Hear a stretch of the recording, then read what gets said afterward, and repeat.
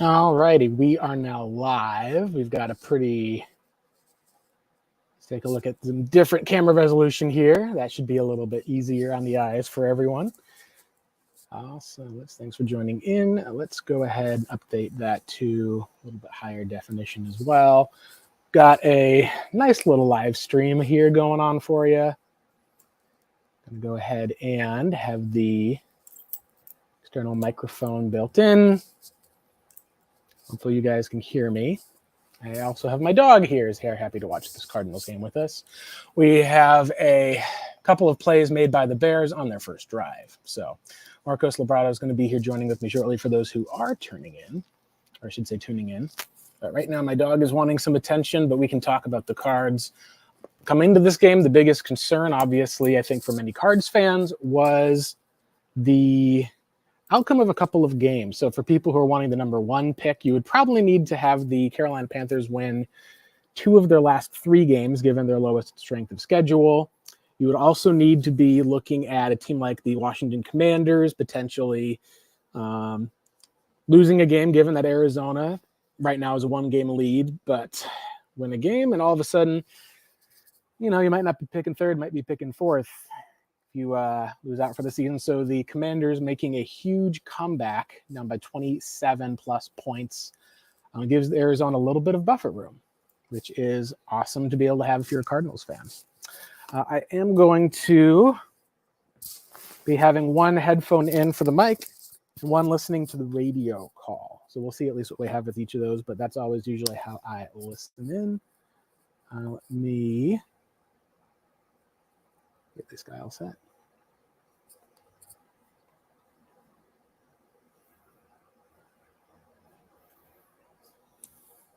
As the first couple drive, you at least got to see some of the quick shots, at least over the middle of Arizona's defense. Good to know that their starting linebacker is actually out for this game for the Cardinals.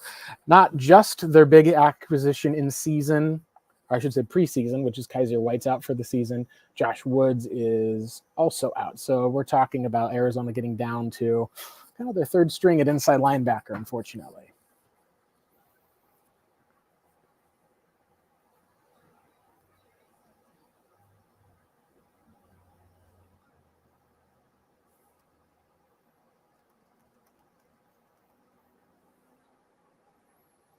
All right. There we got everything set up for that one with there. And Marcos will be on in just a minute at least. He just texted and let me know he's just about there. DJ Moore at least is now led the team in receiving yards in most of the game, walks off to the side. Not sure if he's hurt or has a record that he has set.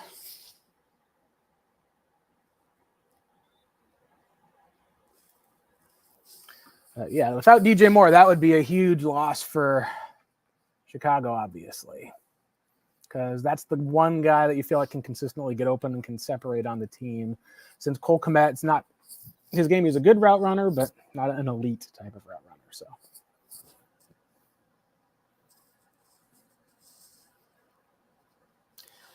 Yeah, this is a matchup of 2 top 10 rushing offenses. Chicago, at least, is almost to midfield. This is an important 3rd and 2. It looks like they'll be throwing it with Justin Fields. And, of course, he goes to Cole Kmet on the outside late on the throw. Break up by Jalen Thompson. Good dive on the ball. That'll be 4th and 2. Bears will punt. Cardinals defense gets a stop. Just late. That's one of the things as far as with what the Bears are going to do. I think that they probably while I think Justin Fields can still be an impact starter in the league, there's been enough plays such as that really makes you think that, this is probably going to be an issue. But no DJ Moore on that 3rd down. One of the big reasons why I think you're going to have a interesting time if you're the Arizona Cardinals. And he's able to return to play. Yeah, we got Marcos over here. Hi, Marcos. Good to see you. You caught any of the game thus far, sir? Just barely what we're seeing right now. So I guess what happened was either the Bears won the coin toss and decided to take the ball, or the Cardinals decided to defer. So far, like in the first play that I'm actually witnessing right here, not sure what down it was, but it was on an out route to the tight end. And there was Yep. a really good play done by one of our cornerbacks. I believe that's Garrett Williams. No, that actually, was it was Thompson. Jalen Thompson, 34. Yeah, you're right. Jalen Thompson. What a good play. Broke on that ball. Oh, that was to force out the 3 and out. So yeah, well, it wasn't a 3 and out. They did pick up a first down running the ball up the middle, but the bigger news, at least, is we'll see what's going on with DJ Moore, who did walk off to the sideline, whether he's hurt or whether there was something else that we would see as far as they said he had been dealing with a prior ankle sprain. And it looks like on that tackle, they said there's a concern of a high ankle sprain. So They said that he may get it taped up in return, but that's one of those tackles, at least, that looks like he kind of got one foot caught on the turf and then another one. It's going to be interesting, but yeah. So anyway, if DJ Moore is out, that's going to be a big thing because I don't know how the Bears offense, as far as the passing game, will go without. Yeah, because they usually just run through him when it comes to like the offense. Yep. Well, here comes our offense. They're taking the field now. So showing Kyler Murray stats, of course, for the season. So let's see where they're going to start out in the shotgun. So let's see. We got a little bunch formation at the bottom of the screen. Yeah, Jalen Johnson, who is playing today, is our star corner. I know some Cardinals fans have really wanted to try to sign him if he's a free agent, and he's too good. I do not think that the Bears are going to let him hit free agency. I don't think so either. Either they'll franchise tag him and sign him to a long-term deal, or at least they'd franchise, and a worst-case scenario, they'll franchise and trade him. So, yeah, for a first-round pick. I mean, he's very talented and whatnot. I will say that, but it's hard to give a first-round pick for a guy like that. Oh, look, nice little buddy you have there. Yeah, he came up and wanted to sit on my lap, so nice. All right, let's see. They got 2 runs so far. Good. So it's going to be 3rd and 2. All righty. We have. It's weird because like the Bears are supposed to be really good when it comes to stopping the run, and they're attacking them on the ground early.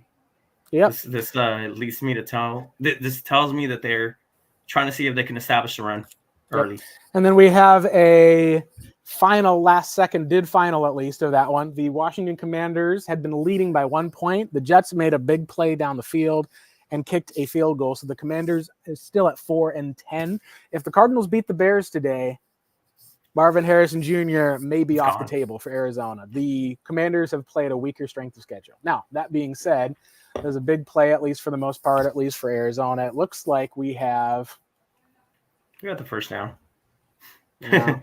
I'm a little bit ahead of your stream, at least for the most part, I think, at least. You're on 3rd down now? Oh, okay. Let me go ahead and refresh my signal real quick. Yeah. So for those who are watching on TV, at least, Kyler Murray, after they picked up the first down, took a sack on first down, big sack at least. Didn't seem like people were open. They were dropping into coverage. We know that the biggest issue with Arizona is they have Trey McBride you have to throw it to. And it looks like from what they showed, Kyler Gordon, at least when Trey McBride is split out as a passer, is looking like he's watching him in the slot. So now I'm right now looking at the TV. We got 3rd and 14 for Arizona. They just handed off to Amari DiMercado and are going to punt. So both teams pick up a first down. Both teams end up having to punt. You're a play ahead of me because I just saw the 2nd down. I just refreshed it again, and happens again. I'm gonna see if I can get a little. Well, that's the TV more copy. If you're on the stream, at least I've got the radio call on my ear, and I can react to that. My goodness, and that's okay. I see. Fun to listen to.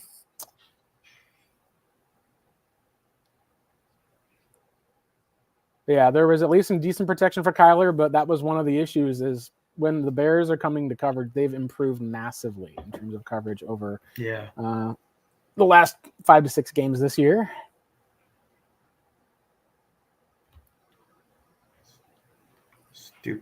Stupid stream.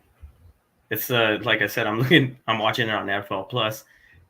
I don't know. If I take this to the living room, like I could possibly obviously see the TV stream, which would be the most up to date. Problem is I'd have to have that on like mute because we can't obviously have any sound on the stream. Seems like it would just work through this for now because I do like having the sound at least to be able to tell me like some indicators. Are they punting the ball? Like on my stream, it's punting the ball right now. I'm in a commercial break at least. I think you're still the one play behind. It's about to head to a commercial break first, but I can at least hear with what they're talking on, which is nice to hear. It is a pretty clear day in Chicago as well. Ooh, yeah. Well, that's good. It's good. It's good when it comes to like weather conditions and whatnot. Even though like it didn't seem like it bothered the Cardinals when they went up to Pittsburgh when it was raining and stuff. Like the rain wasn't a big factor. He just kept everything on the ground. And obviously you had James Conner having himself like the game that he had against Pittsburgh. Yep. Like one of the things that they were doing on the bootleg. Did you watch the latest bootleg stream? I have not. I love the work at least that they've been doing. I know there was a mock draft that recently has popped up, and then there was the Thursday night show, which of course has been part of what the driving force. I know they wanted to make sure we could get a stream up like that this year, at least once. So they just did like their super early like mock draft and whatnot, and they gave a little bit of a like disclosure at the beginning, and it was funny because they made it like the commercials for like medicines and stuff, right, where they read everything super fast and whatnot. And they said, basically like, look, we know this isn't the purpose of saying like, hey, whatever these people are at, that's where they're going to stay at or whatnot. And it doesn't matter. Even if they say that, they're still going to be like, wait, you said this in December. But I did get to the first part, and they look like they're like, the Bears are actually being pressured. Bears front office are being pressured to take Caleb Williams. So it's not even a situation where if they get the number 1 overall pick, they're going to pass him up. It's a pressure situation. It's like you pass him up and he becomes Caleb, like your front office is done. Yeah, and that's part of it with a lot of the issues, obviously, is that's how it is with every quarterback. Like if you end up trading Justin Fields to the Falcons and he takes off, and then you take Caleb and he ends up having some of the issues you saw this year, there's going to be a lot of people upset and complaining. I think a lot of it does come down to like Caleb and Kyler are very similar coming out. I think situation is super important as far as it comes to that. I do have a belief, at least from some teams, we can talk about him, but I think at DP Brugler or Dane Brugler, of course, he's had his QB1 a little bit different. At least he's got his QB1 as the guy out of North Carolina, Drake May, ahead of Caleb Williams. And whether that's from recent play or just from overall grading, it's been a big part of stuff there. All right, so we got the Bears at least are just about to come back out. It's going to be Justin Fields again. We'll see if DJ Moore is going to be on the field or if he'll still be on the sideline. That is a big loss. That's unfortunate on their part, but hey, it benefits us somehow. Even though if we win, it would probably be a bad thing, like overall seeding when it comes to like the draft. Because I mean, we're like on the whole Marvin or bust. Well, not everybody, but like it was the first pass of the game at least with DJ Moore, and it looks like it was going to be Sterling Thomas. They did call it the wrap up, which I think they've called it the hip drop tackle, which is a way that people are coached to be able to go after instead of with the head. And oh boy, yeah. That's a diving grab by Cole Kmet, underthrown ball, and that's Jalen Thompson. Yeah, whatever happened, at least as far as with the footing for each of those, that looked like it was just a jump ball underthrown. Thompson looks like he wasn't even looking back for the ball, so now it's going to be 1st and 10 at least from the Cardinals' 20-yard line. And gosh, the Cardinals ran out of bounds there. Justin Fields has wheels. We've seen a lot of things like that with Kyler Murray, where he's able to kind of pick up a yard or two. There's sometimes Kyler will actually not toss the ball while running out of bounds because he's got just enough speed to catch the corner. I've seen a lot of fans who complain about that. Like, oh, Kyler took a 2-yard loss in the play. It's like, all right, well, he took a 2-yard loss in the play, but we've also seen him pick up 10 yards by turning the corner there. So it's kind of would you rather take a loss of just 2 yards versus like pick up potentially 10 yards?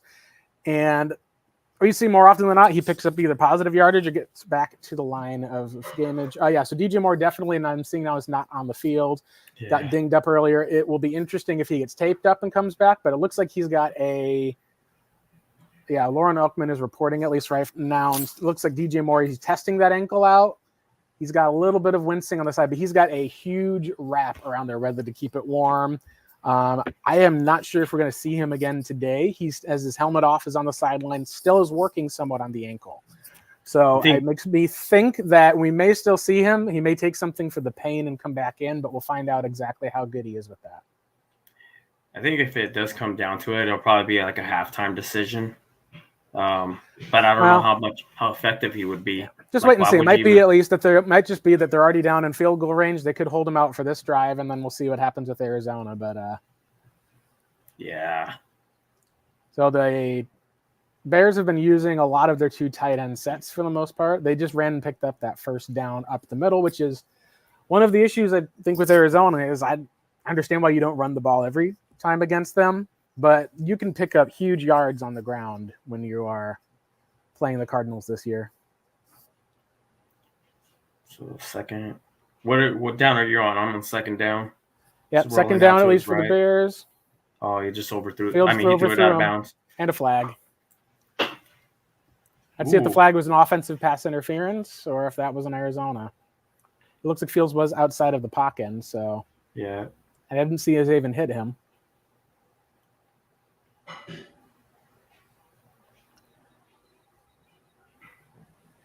Oh, okay. It's just going to be a loss of a down. Illegal contact, no play. But there is another flag on the next play. Just on about to head to third down.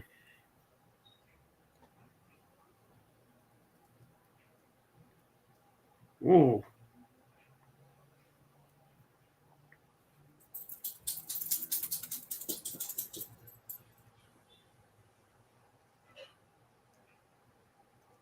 Yeah, I thought he was getting away with one right there.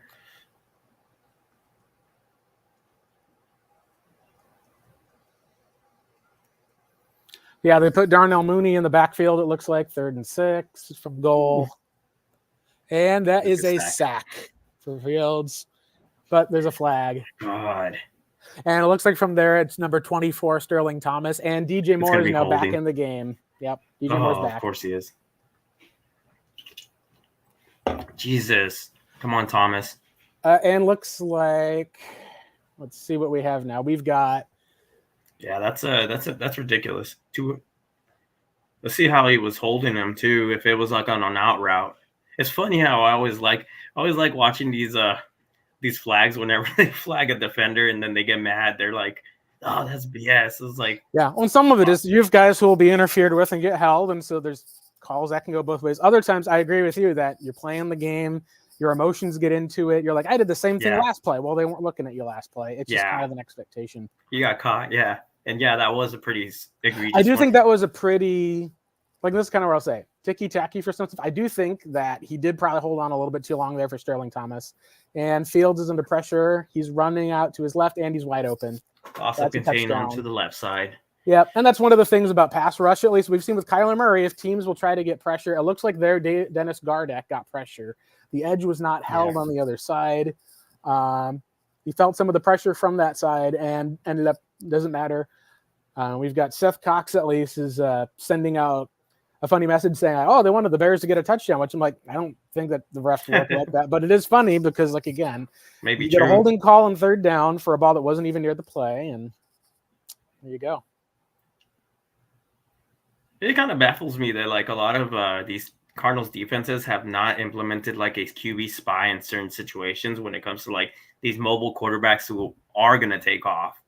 Like knowing that if they have some sort of gap open, they're taking off. And that's exactly what I saw here was that as soon as they lost that they lost contain on the left side of the formation and whatnot, I was like, there's nothing but green grass in front of him. He's taking it. And that's exactly what happened. That's part of why having that 12 personnel gooing some of the areas we're able to take some of those snaps under center, I think is super important because you're able to not just have the threat of the run, not just able to have the threat of play action, but also defenders do get sucked inside. And if you do end up seeing a defender get upfield, it usually means that you can just bail out the back door if you're a quarterback, which of course we've seen from Kyler Murray, plenty of touchdowns. It's important to note.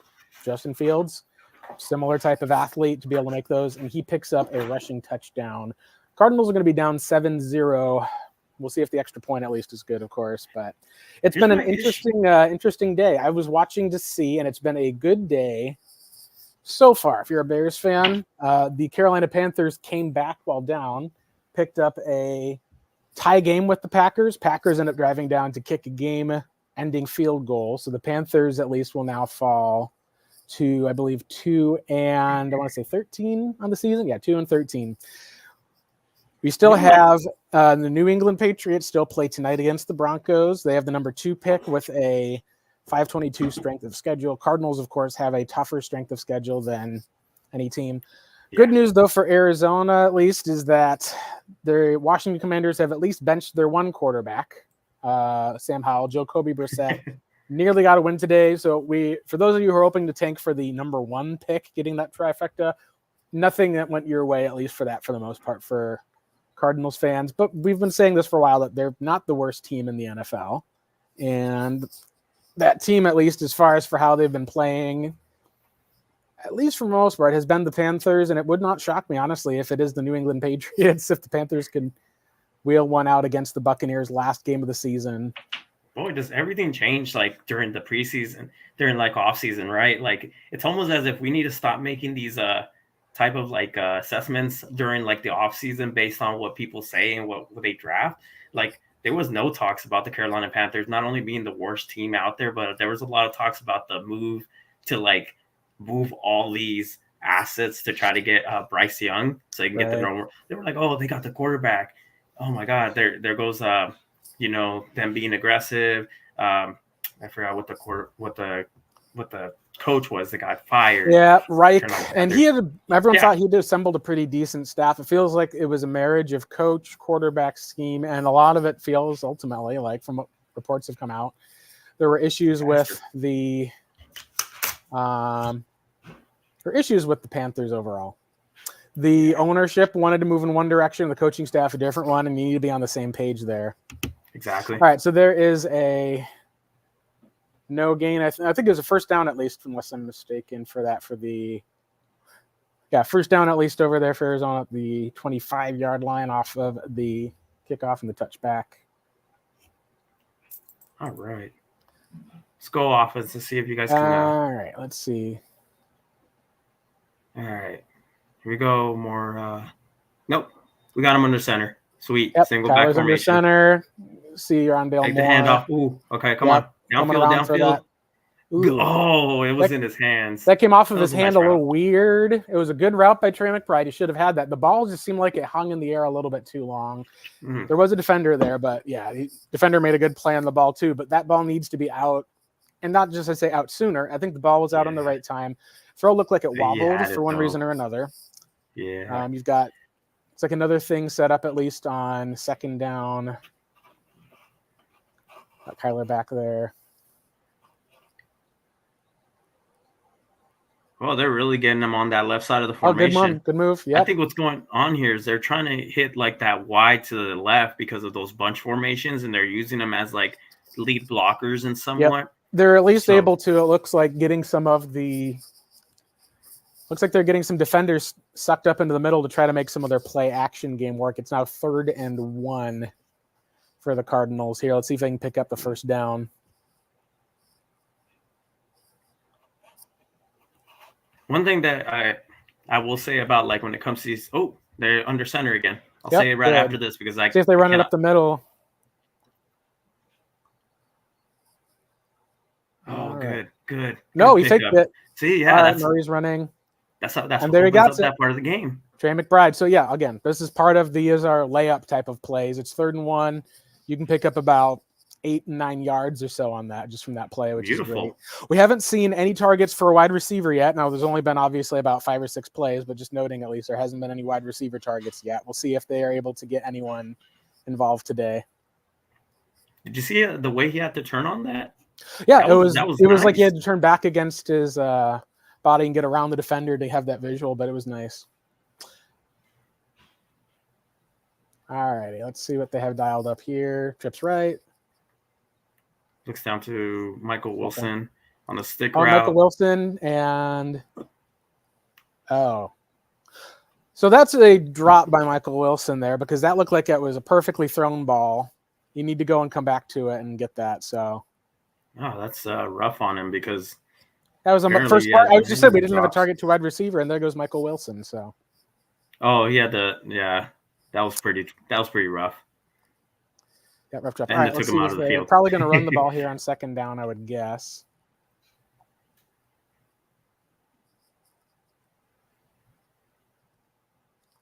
Okay. All right, there goes James Conner. Good keep. Oh, Kyler ran it. I thought for a second they were going to give it. Nice job. gain of, so it's 3rd and short. It's not too Should bad. be a game of 6. Yeah, that's just a little zone read, which is fun because, again, we've not seen Kyler on the zone read be as much of a keeper. We've seen more of this under center as he's developed. It makes me think that maybe the Cardinals are going to use his legs a little bit more. Let's see now in 3rd and 4 what the Cardinals might be able to do.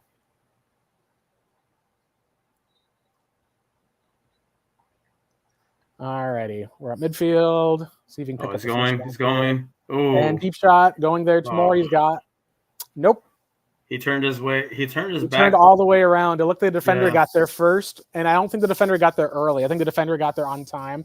You got to sometimes be able to, if you're a receiver, be able to either use the hands to kind of catch you either over, or you got to have to, if you're turning around like that and trying to trap it against you, that's not going to be a hand catch. That'll make it where the cornerback can play you through. And let's be honest, they're throwing up fade routes to Rondale Moore. Because he's very undersized. It's very hard because you almost have to drop it in the bucket, kind of like do a little mini like floating moon ball in order for him to be able to target him. He's supposed to target him a little bit higher instead of having him come down to it. So, but that defender was obviously reading like what Moore was doing because this was a man coverage. Obviously, he did a man turn on that, kept following his defender, and as soon as he saw his defender turn and look for the ball, he knew at that point that's where cornerbacks are taught. You need to try to either interfere with their hands. Play through when they're looking for it. Exactly. Interfere with the hands because it's coming to you. All right, let me go ahead and plug this laptop in before it dies on me in like 5 minutes.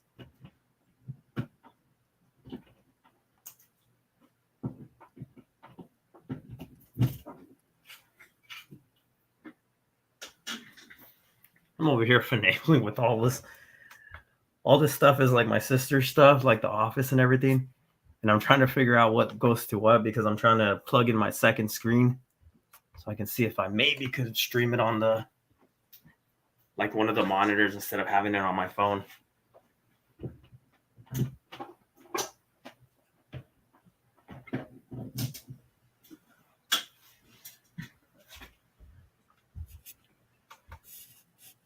There we go. That works.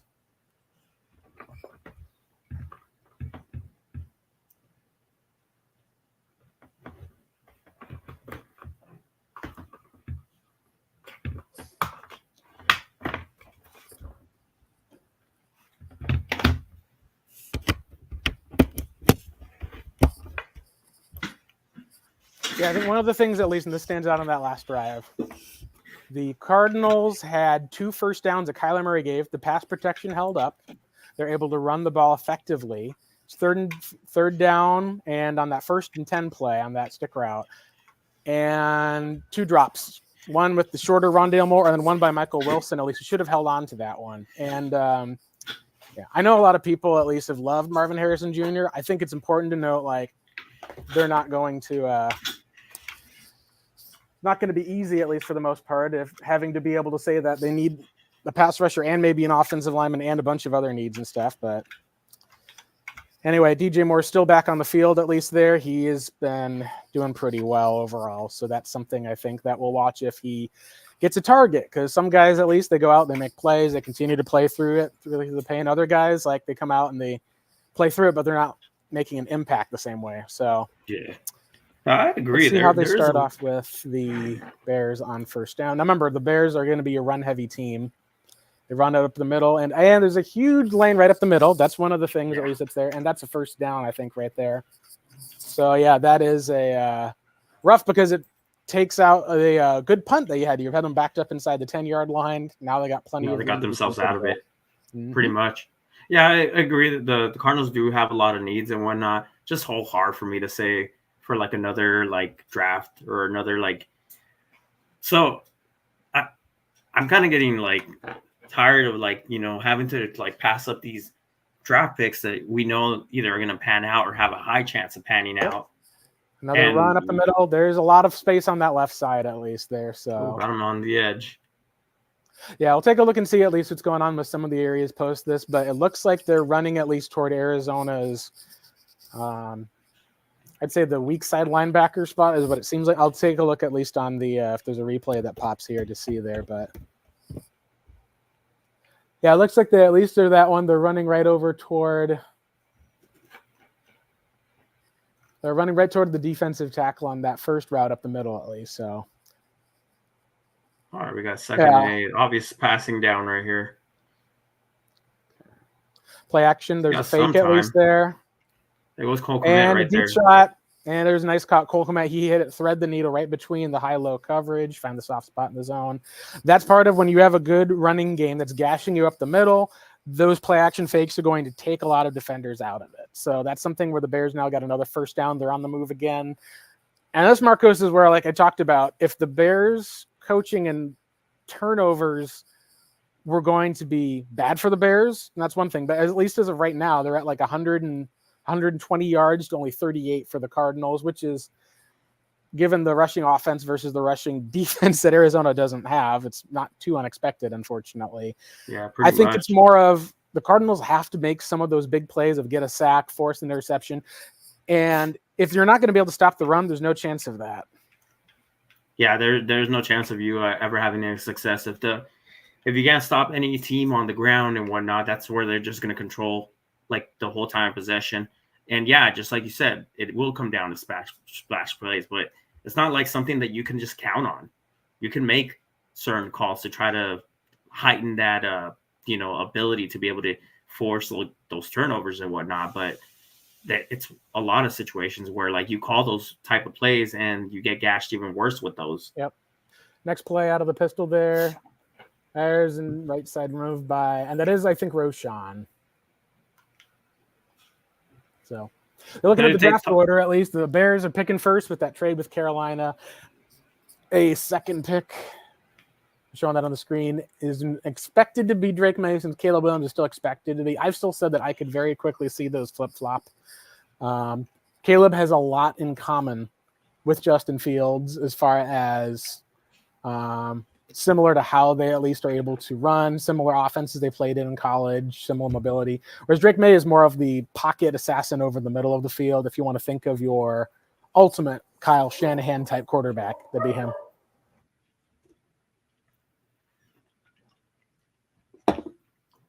And there's a first down to Darnell Mooney there. They looks like was in coverage at least there. So they got the draft order right there. Yeah, it must suck to be a Carolina Panthers fan. I'm just gonna say right now how the season has turned out. DJ Moore, who's 8th in receiving yards. You traded away the Caleb Williams or Drake May pick. You traded away another pick at least that they had second round pick too. So it's not like they were trying to lose. They're trying to win games and they can't. It's a bad situation. Yeah, close loss today. They came back against a bad Packers defense, and we'll see. I still think the Panthers have one more win that they'll be able to get. At the end of the season, they play the Buccaneers, who the Buccaneers are going to be winning that division. All right. Hold on real quick. I'm going to take a quick break at least to step away. My dog at least is going kind of crazy. There's another dog pack. All right, no problem. You're good. All right, so it looks like they just called the timeout. So as usual, like I had mentioned this over, I'm watching this on my phone, so it's kind of like this is my little stream right here because for some reason I try to do this on my secondary stream and I can't do it. So they're in the commercial break. So one of the things that we've been obviously paying attention to, especially since it's a lot of importance, is the draft order. And there's a lot of ramifications when it comes to like this game because you have the number 1 pick holder and the number 3 pick holder playing each other. And it doesn't really matter to the Bears when it comes to like this game itself on that first overall pick because that first overall pick is coming from the Carolina Panthers. And it's just, I cannot for any reason understand how those that fan base is just operating the way they do without trying to get their owner out of there because this is a classic case of like the owner just meddling too much into like the affairs that you shouldn't be meddling in. And of course we found out that Frank Reich, there was a possibility he didn't want to go with Bryce Young. He wanted to go with CJ Stroud. And now hindsight being hindsight, CJ Stroud is who he is at this point of his career. And you're looking at Bryce Young and you gave up picks to get Bryce Young. And that pick you gave up that was supposed to be not even close to being the first overall pick because you were considered to be a competitor. It's just it. I gotta say, I'm sorry, Carolina Panther fans. I understand that meddling like not front offices, owners can really set you back, your organization back. But I'm like, all I can say is like, hey, hopefully you guys can get the most out of Bryce Young, build around him. But after this, like, let's see how long it takes for you guys to get back to the point where you guys are competing again. Of course, I wouldn't argue about taking Brian Burns off your hands. Yeah, I still feel like I wouldn't go ahead. You'd have to pay Brian Burns. I would just trade up. You've got a 3rd round pick this year. You can trade up and go into a higher slot, get the pass rusher you want who's a rookie this year. Because you're going to, again, you're playing to try to win next year. But realistically, I still feel like the Cards, they're looking up at the Niners. The Seahawks had a win today that keeps their season alive. The Rams look like that team that no one wants to play right now. You're probably going to be at least another year away from competing. So I would just say you don't need to go and make a huge trade to try to win now with that. Brian Burns is a crazy talent, though. I would say that right now. Oh, yeah, no. That was one of those guys that I wanted that year for the Cardinals. It was the Hassan Reddick year, wasn't it? That we was he like a 2017 pick? Yeah, he was, I believe, the 16th pick that year. It was the 2019 draft, actually. So it was actually this isn't the Reddick pick. This was this was the guy in 16th pick in the 2019 NFL draft. I thought he was a great player coming out. He was kind of up there with me along with Josh Allen and Nick Bosa. Raiders still went out. Drafted. There goes Justin. Justin's running up, and that's a huge play at least there. That'll get them about to the 10-yard line. Oh. So he basically just ran left, and they keep attacking that left side. And boy. They don't hesitate to run the QB, so. Come here. Sean Johnson, someone I wanted the Cardinals to actually draft. Yeah, that was a bootleg favorite. I also agreed that was – I felt like for this year, Arizona, you were hoping they could get a second running back. Fortunately, James Conner hasn't had like a season-ending type of injury, which has been good. Yeah, let's see what they have at least. And now they're in the pistol with Fields. Quick screen. Nope, got him down right away. I'm going to refresh my – because I'm behind. Why? Like I kept it clean. Why did it suddenly like put me behind? All right. And then this is what I try to ascribe to like Arizona Cardinals fans. When your defense gives up these long sustaining drives, yep. Your offense wears down on your quarterback on the sideline. Offense, yeah, it also is some hard for. Okay, let's see what they have here. 2nd and goal, hand it off to Herbert. He bounced inside, wide open space. They were completely sucked offside. That was bad. It looked like that they blocked right into Jesse Luketa and beat them to the edge. 14-0. We're not even 3 minutes into the second quarter yet. This is part of what I expected could be the case, Marcos. We talked about this preseason. I had guessed that there would be issues that you would see with the Bears or something would happen that would go wrong, but right now the route is on. Now, the good news is Dennis Gardeck did get a sack on that drive of Justin Fields. So progress, right? Like they got a sack. Yeah. So that's exactly like whatever the commentator is talking about. That's exactly how you described it. And that comes down to discipline. So when you teach running backs how to suck into defenders, you teach them to try to go as deep as they can into the play. So if they're being, let's just say if they're in the pistol or they're under center, and they hand the ball off, the running back's supposed to run as straight as possible and then try to curve that towards the outside last second because you're trying to suck in those defenders into traffic. Well, in that situation, like he mentioned, there's like a crack and replace type of play where you have a player that's towards the outside that's coming down to crash to try to take away one of the passing lanes. You have somebody replacing him on the backside, usually a safety. There was nobody there, so that's the reason why that play was so wide open and there was no defenders there because instead of replacing, they just all crashed in, ran into each other into traffic. And it's just, it was beautifully executed by the running back. Running back runs straight to the outside. If that was designed to go to the outside, that play doesn't work. But the running back really did make that play in the defense. It's a good stretch play. And also, like you said, the way that play is designed, it sucks you up inside for the most part. The running back then takes immediate cut on the outside. Khalil Herbert is a fast, like speedster type of running back. It's not a basher or a bruiser like Roshan or even like how David Montgomery was. So that's one of those plays. That's one of his strengths. I think you do want to make sure when you're aware of some of those areas of, you want to make sure that you have the edges guarded. And then up the middle, like you said, the discipline, being able to keep your eyes steady. It's really hard when you're on an NFL field and you're a player having to be able to make those plays because it's in real time, obviously, Marcos. Like, we don't fault people who are players at the highest level. It's more of just when you're looking at that's coaching. NFL level. Yeah. And some of that, like I said, is coaching. Like, you want to make sure you're aware of who he is in there. It looked like the Jonathan Ledbetter got blocked up on the inside. It sucked in. It looked like the corner Sterling Thomas. I wonder if Sterling Thomas, he's had a really bad starts. I know they got Devod Wilson at least, or I think they claimed either from the Broncos or from another team. But that is a difficult look, at least with the corners, because one of the things we talk about is holding the edge. It's not just edge rushers, Marcos. Mm-hmm. It's your cornerbacks are the other one. Cornerbacks. So they're on that spot. Jesse Luketa essentially came in on the edge. You have looked like Darnell Mooney came inside. They got man coverage. He ends up doing a block. Darnell Mooney runs up the side and blocks, but the biggest thing, at least, was Jalen Thompson, at least. Looks like the body got lost behind him. Good play by Chicago.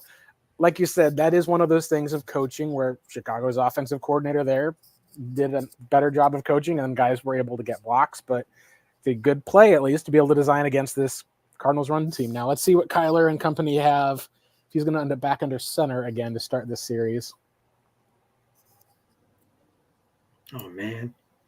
Okay, yeah, that you were – okay, I see.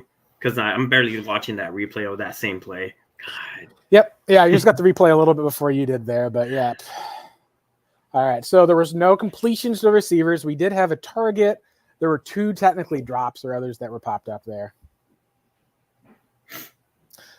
All right, looks like Kyler's going to open up this one under center on 1st and 10. Let's see if they hand it off to Connor here. They're going to have to start, I see the under center formation. I believe, they're going to have to start passing the ball profusely. Kyler's up under there. Oh, and there's a batted ball. So Montez Sweat looks like is the one getting up there.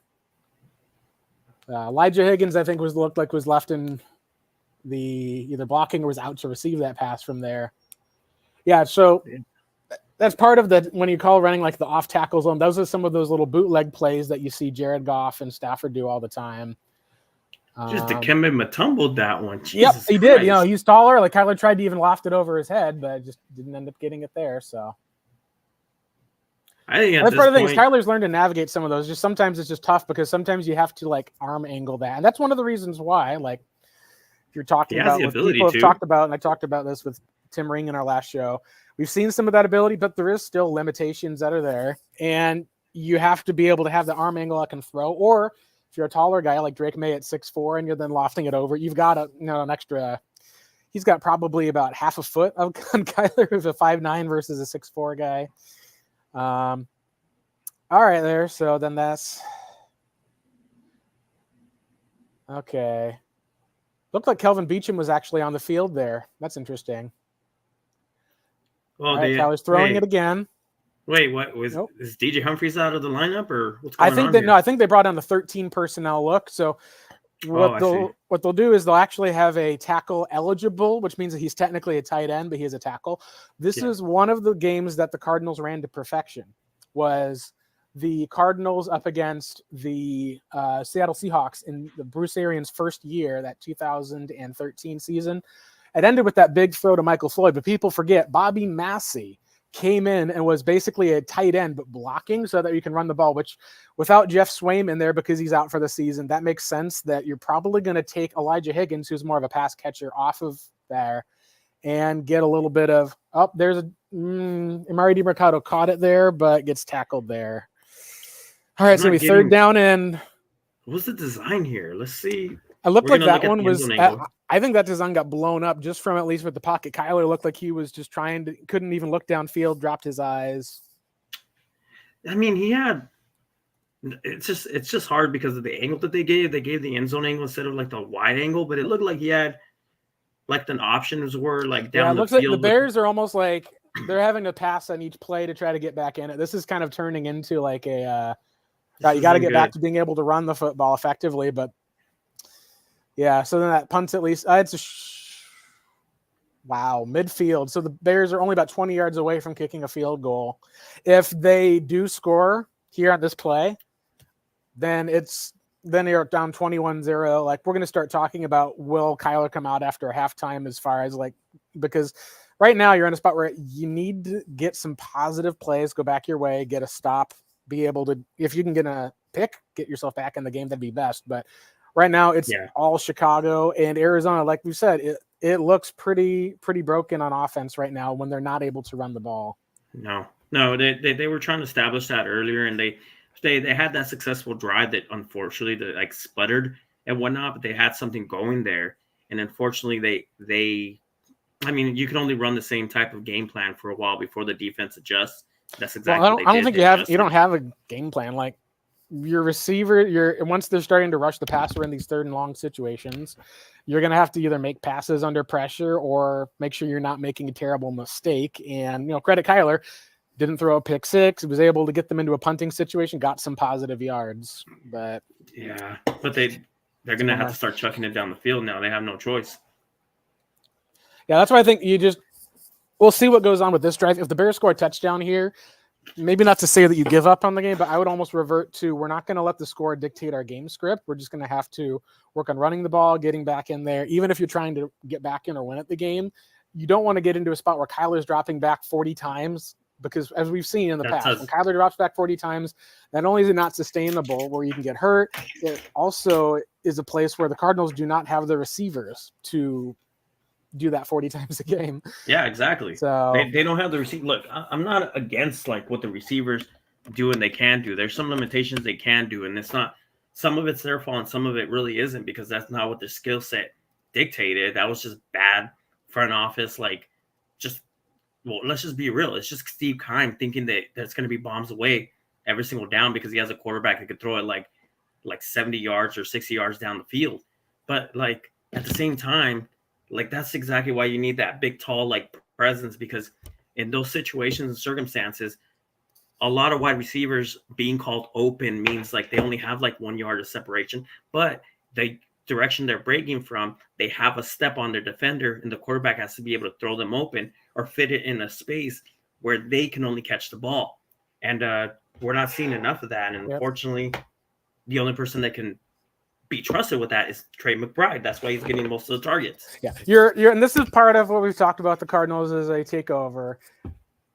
They came in with the lowest amount of talent, and they didn't add to that talent. They subtracted from it, essentially, with letting guys walk. And when you've seen injuries, this is something also happens in the league. People can say, wow, why is it that this team that's making the playoffs, all their guys are healthy, this team, the guys aren't healthy? Well, when it gets down to the end of the season and you're not playing for as much, guys will just take longer to come back because they want to make sure that they're healthier first. You're not pushing for the playoffs. It's one of the big things that pops up there. So then you've got the sounds like, at least from what they had mentioned. Oh, they're having a little bit of they're getting pissed on defense. Yeah. Something's going on when it comes Khalil to Herbert gets stacked up there. It's going to be 3rd and 2. We'll see if they can get a stop. Also from the online report, just so people are aware, Dennis Gardeck went to the locker room. He's, of course, their leading sack rusher. Gets to the locker room, came back from the locker room, and is on the sideline. That was part of why we saw Jesse Luketa in on that goal line snap, is because they can't just have Gardeck, Ojulari.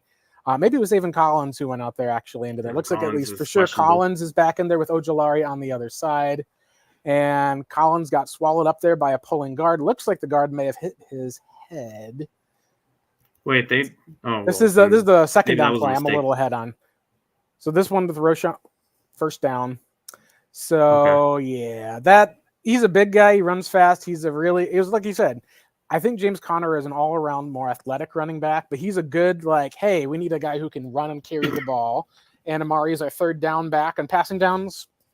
That's something that I think next year we'll see if the Cardinals will invest a higher pick in a running back. It wouldn't shock me if that's their second round pick is they spend another one there. I think defense will probably be the case, but I like what EJ said. It was like to invest everything on defense this next year because it's very bad. Go like with wide receiver on your first pick and then or get at least a wide receiver high with one of the talented ones that are just like with the deep talent that they're having on the draft. And then just go defense. I was like, I like that plan too.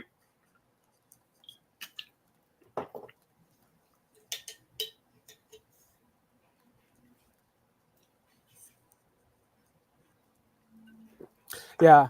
Zaven Collins, at least, they got really the guard, at least, was pulling, blocked right into Zaven. Zaven kept and held the edge so the guy didn't get outside, but didn't have anyone follow him on that side. Oh, naked bootleg. Deep shot. There's a leak play. They just ran a leak, and there's Cole Kmet again. So that play is called leak. The tight end will block and then leak out to the field. The quarterback will then take the ball and will then run around on like the bootleg. And the whole goal of it essentially is you fake the run inside. Yeah, this is toying with the Cardinals defense right now. And it's like one of those areas of you want to make sure you can at least you got to get a stop holding to a field goal here would be the best thing. Bears have 12 first downs. Cardinals have 2.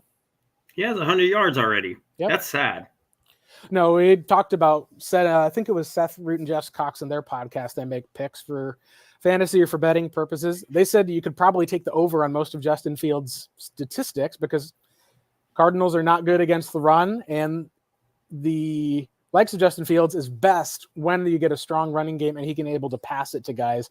Where they struggle in the pass is when guys aren't open with some of those passing concepts immediately. You can then hold on to the ball or force stuff in there. Right now, he's getting stuff wide open at least. So.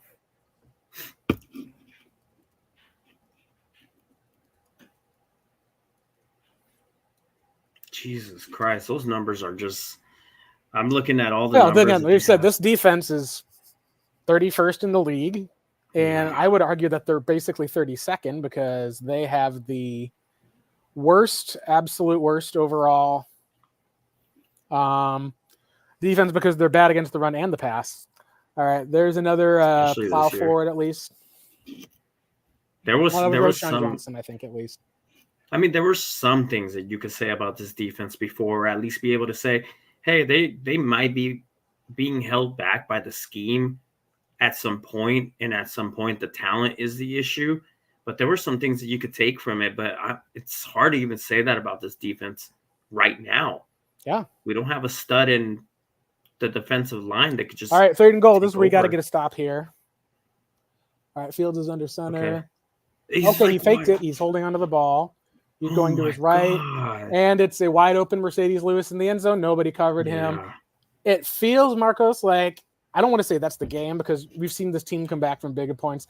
It does feel like at least that this is one of those spots of where I don't even know if you want to come out with Kyler Murray in the second half. Like right now, you want to avoid like issues, recognize you just don't have it today, and part of it is this defense is just not able to stop this Chicago team.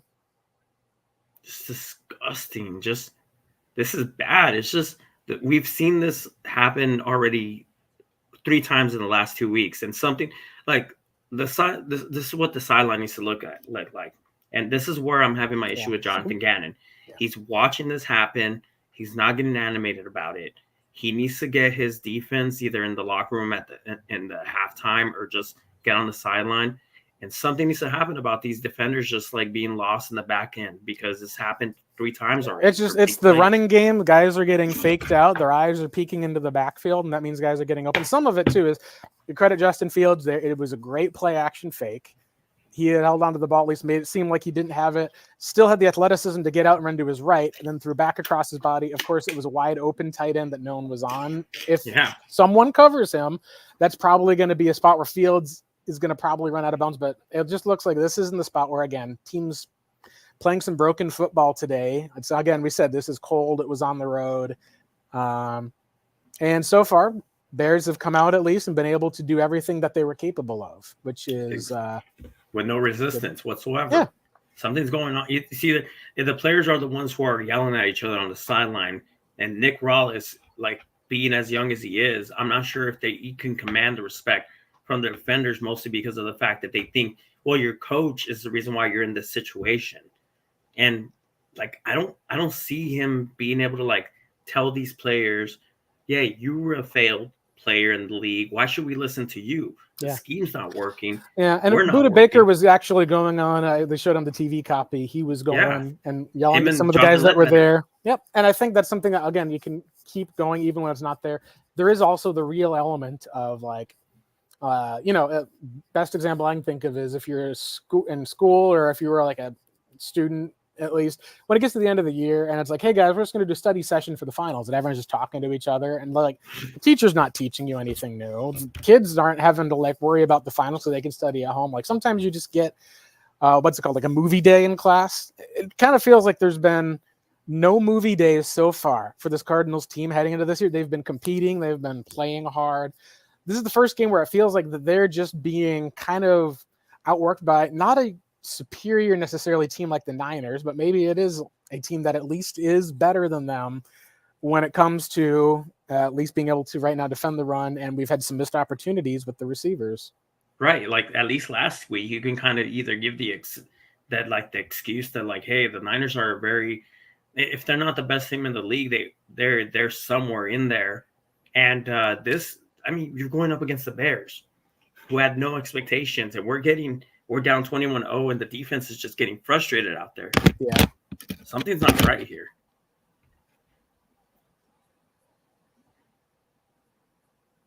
No, I agree with you at least for that. That's definitely something that's it's going to be needed at least. What does it say if they keep putting Kyler Murray out on the field? To me, it just feels like they're. Well, you want to try to be able to come back and win in the game. We'll see what goes on. It just sometimes you have to drag people off the field. Kyler didn't get to play anything this season. I think what will depend at least on is, if it gets to be like when we've seen, I think it was last year, the likes of Kirk Cousins had that huge comeback against the Colts defense.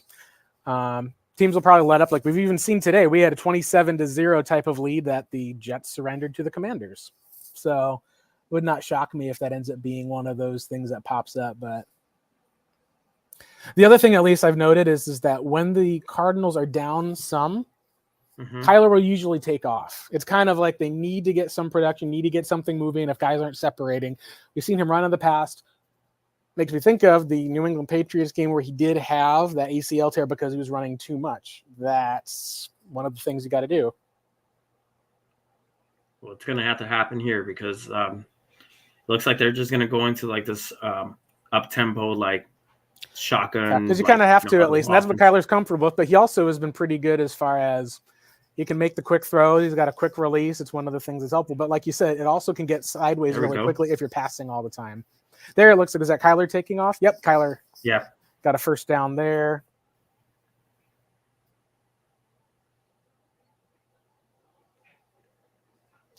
So yeah, Kyler's checked into a quarterback keeper at least, and he's been able to at least keep himself upright, which is good. A little bit more zone read than we've seen in the past. Yeah, it's something that they shouldn't have like abandoned when it came to like calling those consistently. I think I'm fine at least with.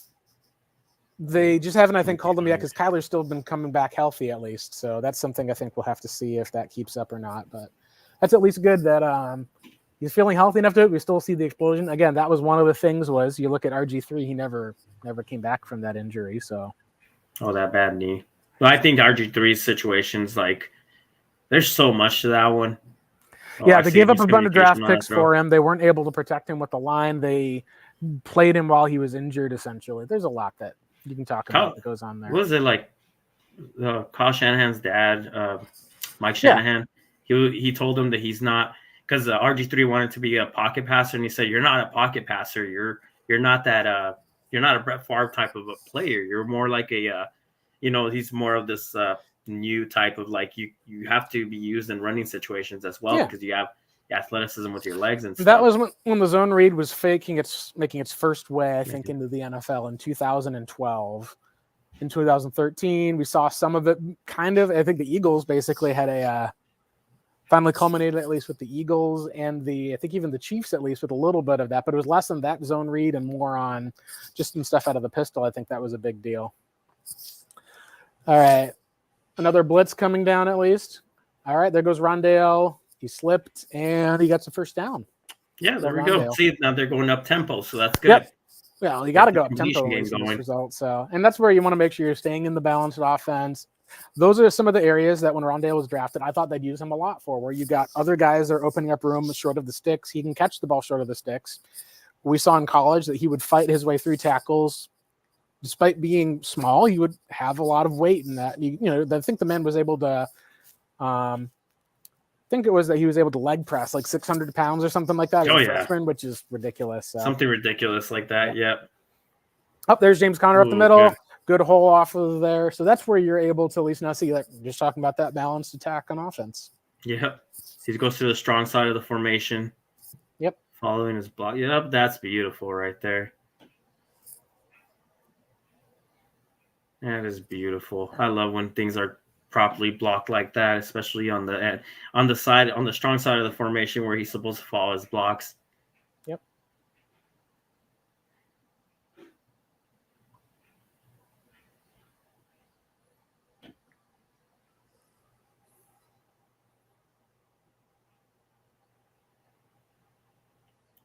Oh, that's unfortunate. There you go, James. Got a blocker.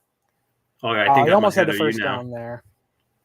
Yeah, and that was unfortunate. It was a good, you had Froholt being able to take care of that edge. He took down that linebacker on the ground. Yep. The linebacker just makes a tackle while he's on the ground. Unfortunately, yeah, right there. Yep. Grabs him from, oh my God, he grabs him from the heel.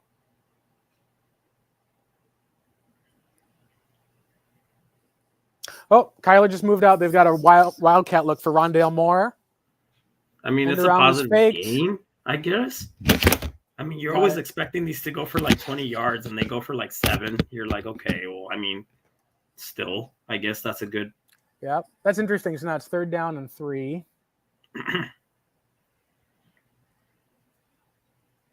Jesus. All right, let's see if they pick this up. They at least can get some points at least here at the field goal, but you want to see if you can get a touchdown. Yeah.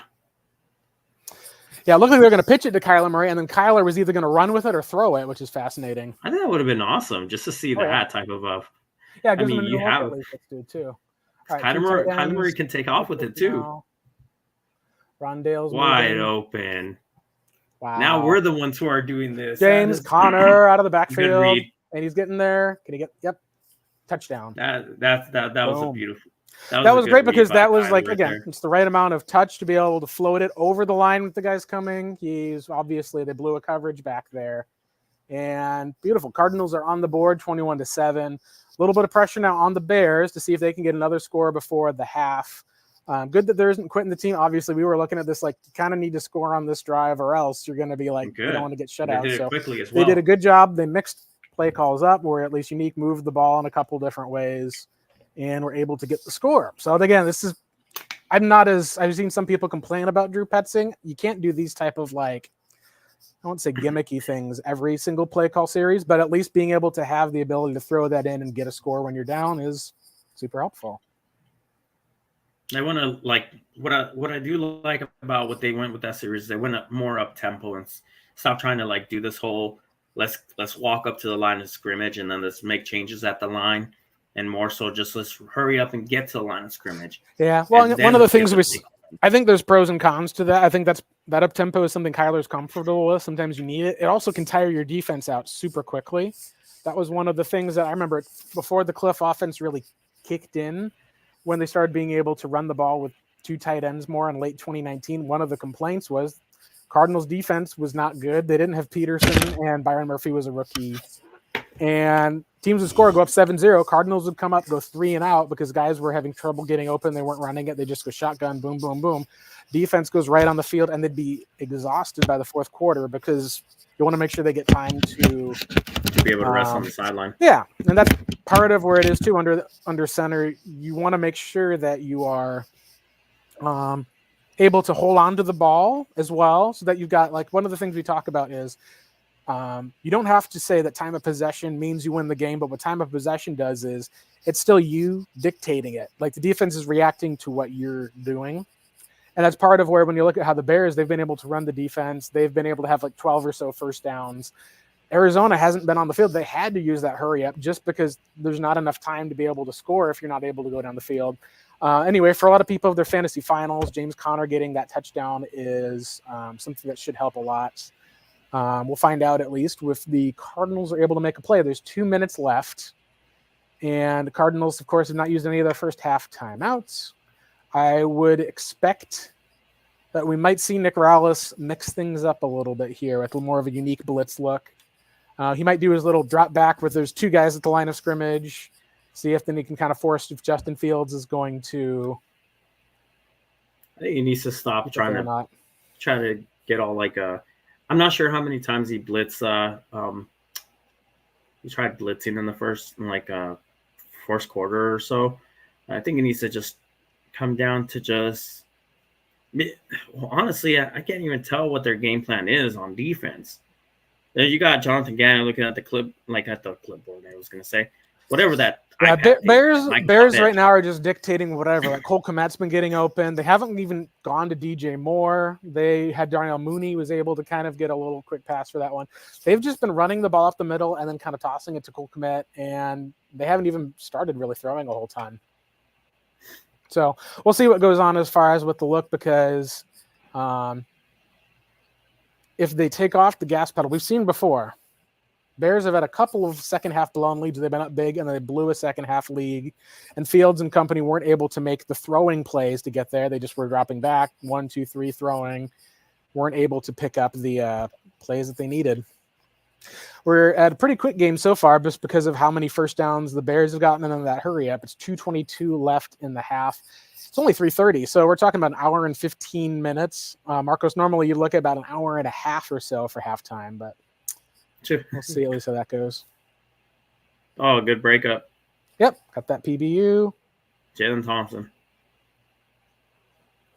There's been some miscommunications when it comes to that'll also stop the clock with that breakup, so that's good because if you can get another stop at least here, or at least force a 3rd and long, have a chance to get the ball back, see if you can either get another touchdown, get a special teams play. That was a beautiful breakup on that out. Yeah.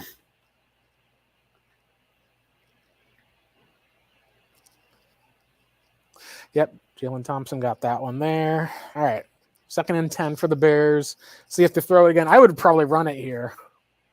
See if you could try to pick up a couple yards and make it 3rd manageable. Take some time off the clock at least with the Cardinals. It'll probably run into the 2-minute warning, but there goes Justin. Oh, he's got it, and that's what I was talking about when I was meaning like a spy in that situation. They lost contain when it comes to the line, but you had the linebacker waiting for him to try to leak out to try to pick up that yardage. Yeah, he may have had a chance to run for it, but it was good that the linebacker got out there, and it looks like Justin Fields had a shot at completing that. DJ Moore had it broken up by Hamilton. And that's good that Antonio Hamilton, he was active today. That was a scramble drill. Like, they're showing the replay. Justin Fields, whatever the play design is here, then DJ Moore looks around, sees that Justin's just running out of the pocket, and he adjusts his route and keeps running forward and tries to spin around to get that ball on the pass. And let's see what happens at least here at this. Okay. All right, they got him off the field. Yeah, but it's 3rd and 10 still, and it's the 2-minute warning, I think, is where we're at now. So short of the first down. That was a really good. They lined up 7, like showing that they were going to attack, and then they rolled into like a coverage, like it was either cover 2 zone or just a simple just cover. I don't think it was a Tampa 2 call, but they went ahead and pulled their defenders off the line of scrimmage and then sent the pressure, and then just had their other defenders underneath to rally and tackle. So when you make a cover 2 call, you're pretty much having your guys stay ahead of whatever dump off is going to be made, because obviously they confused Justin Fields in that call and he didn't know where else to go. So like, this is interesting because I was over here messing around with the SIS hub, and because I kind of already knew the answer to this, but I wanted to see how favorable the tight end is to Kyler Murray this year. since he's been back, and it's just these numbers are they're outrageous. Because do you want to go and share your screen there? We can take a look. That'd be awesome. Absolutely. Let me go ahead and share it. Okay. Sorry, I've got a little bit of a slanted look. I have my TV over here, and I have my camera set up on a little table so that we get a little couch look. Normally, I'm in my office. This is kind of my what I call emergency setup in case I gotta run over, or in this case, gotta be at the TV to watch this Cards game. Yeah, no, it's Trey McBride has done super well. I do think that there's good opportunity still for Trey to improve, which I would ignore all this because I was trying to filter this out, and I wanted to see if I could filter it out at let me see. Let me go at 14 because I mean, when it comes to like 14 attempts at the tight ends, that's not really that impressive. So obviously, you got Kyler Murray here at the very he's third overall right here, and this is as of what it is lately. Catchable balls. Come on. I hate that there's only like 15 attempts because Kyler Murray has thrown 30 attempts to the tight end. So let me just go ahead and filter these guys out because if it's like 15 attempts, who cares? That doesn't. Yeah. Well, never mind. I guess that's filtering everybody else out. So let me just go for 20. That'd have been the minimum at least for some of those. I was messing around with this yesterday, and I was able to get these numbers to look way better than what they look like right now. So let me go back to 15, and then let me go back over here to change this. So I went ahead and just went and tight end. I just didn't care about anything when it comes to like any of this right here. All right, let's see what we have here as far as the 3rd and 10. After the 2-minute warning, Cards have all 3 of their timeouts, have a chance to potentially score. Oh, okay. They're about to kick the ball back off. Okay. The 83% completion attempts off of 30 attempts. Yep. Completion percentage to the tight ends. That's good stuff. You talk about like how many of those are catchable. 93% of those were catchable. And that's one of the things that Cliff Kingsbury's offense didn't feature tight ends as much. When they started to feature Ertz and even Max Williams, we saw that Kyler worked really well with getting those throws, especially over the middle, guys who were kind of on being able to block and get open for some of those routes. It was really fun. And this number right here tells you the differences between catchable and on target to show you like how many of those were on target, meaning like, basically like how many of those was Kyler Murray like putting it there so that his tight end could catch him, and how many of those percentages. There's a 10% difference between catchable and on target, meaning like 10% of those were within the Trey McBride's reach, which is great. And a 9.3 average, it's not amongst the leaders, but you're talking about like being 4th best right here. And it's still an elite percentage. And anytime you're in the top 5 of something, it's elite percentage, at least of getting it to the tight end. It's part of where I wouldn't be shocked if they take a tight end next year. I know some people have really liked the prospect Brock Bowers. You'd probably be looking at, and this is something that's just unique. We haven't seen since I think the Patriots days of this 2 tight end heavily invested type of thing that they have with them. Wait. And look, there's a flag on that punt kick. At least Bears did not actually get it on 3rd and 10. Of course, there's a flag. Okay, have to be some sort of looking to see what happened there, and then so it looks like Greg Dortch didn't get underneath the punt. Oh man! It looks like the Bears. Okay, so the Bears gunner, as they'll call it, they touched him before they even. Touched it. Well, he came out of bounds and then came back in and was the first to touch it. So that's a penalty. So that's a penalty, but it's not enough for a first down. So the Bears are going to re-kick. So that way the Cardinals can get a little bit closer. Better field. Better field position. Greg Dortch just backs off of that one. Takes a nice Cardinals bounce there. All right, so now the Cardinals are going to be kind of having the clock go down. Let's see if they have the quick tempo, hurry-up offense. They had 75 yards on their last drive for that touchdown. Let's see if this quick tempo is able to do something. We got 114, and then we'll probably have a break, I think, around halftime for at least a little bit.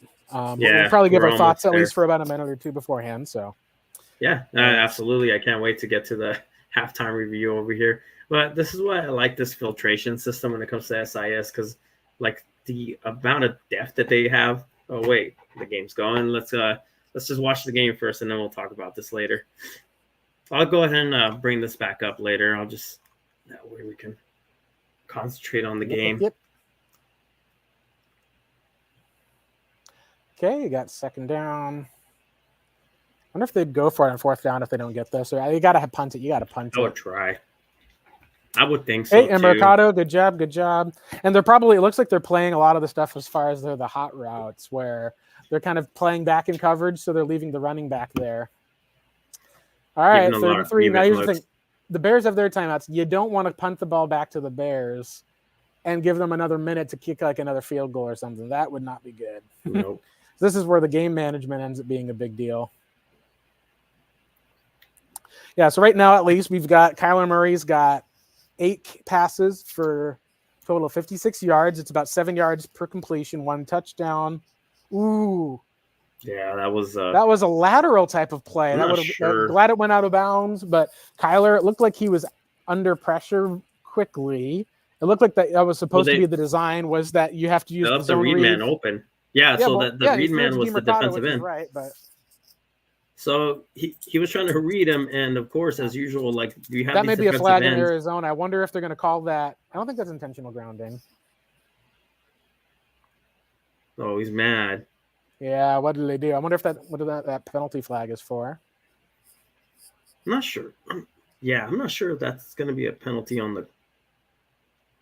Possible. Well, he's talking to JG. So all right, it's 4th down. They just basically back the Cardinals up. So you take it out of 4th. They declined the penalty.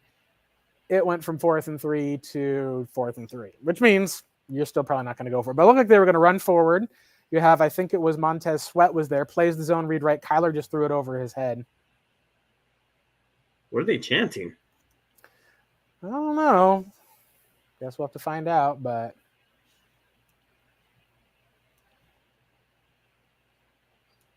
Yeah, I said Kyler.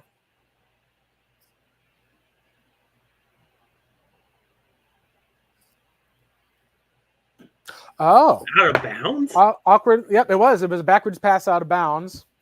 It's going to back him up at least, and it'll be 4th down. Trying to, though. He was trying to give it to DeMarcado. Let's see this real quick. Yeah, but it was still backwards pass, and it went out of bounds, that's the rule. Oh, he didn't even touch it, did he? Yep. No, he didn't touch it. That's why, because it's a backwards pass. Went out of bounds at least, man. and it's within 2 minutes. And the reason why they do that, if you want to, I don't know why, is you throw it backwards and out of bounds. It's basically like, hey, we're going to take the pass, we're going to throw it backwards out of bounds.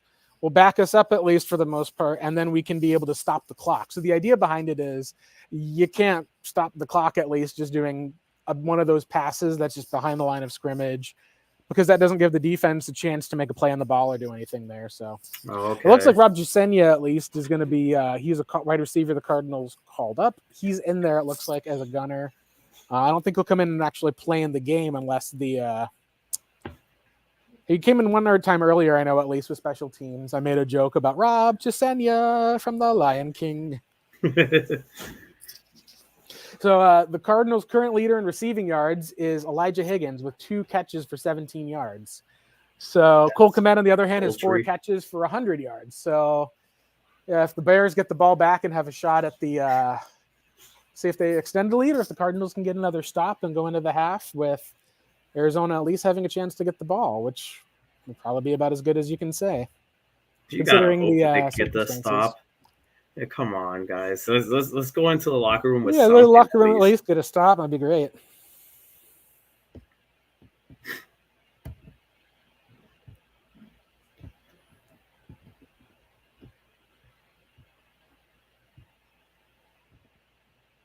Yeah, they said that was a pitch at least that Kyler is going to have to make at least a DeMarcado there on the run game. That's something that's rough.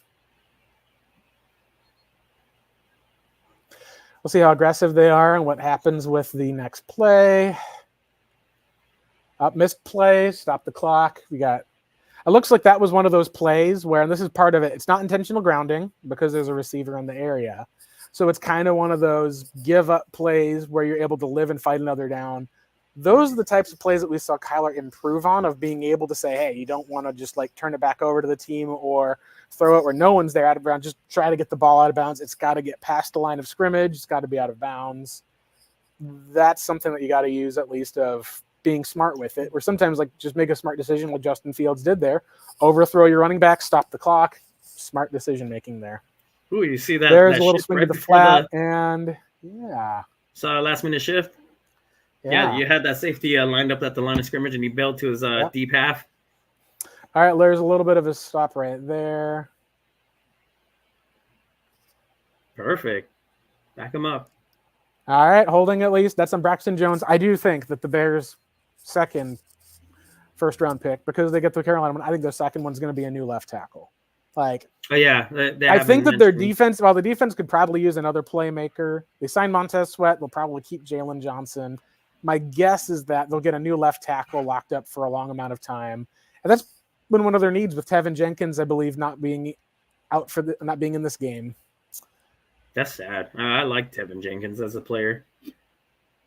Yeah, he's at least a fun player. It's just health is always the one thing with some of those guys. The tackle. All right, Fields is hanging in there.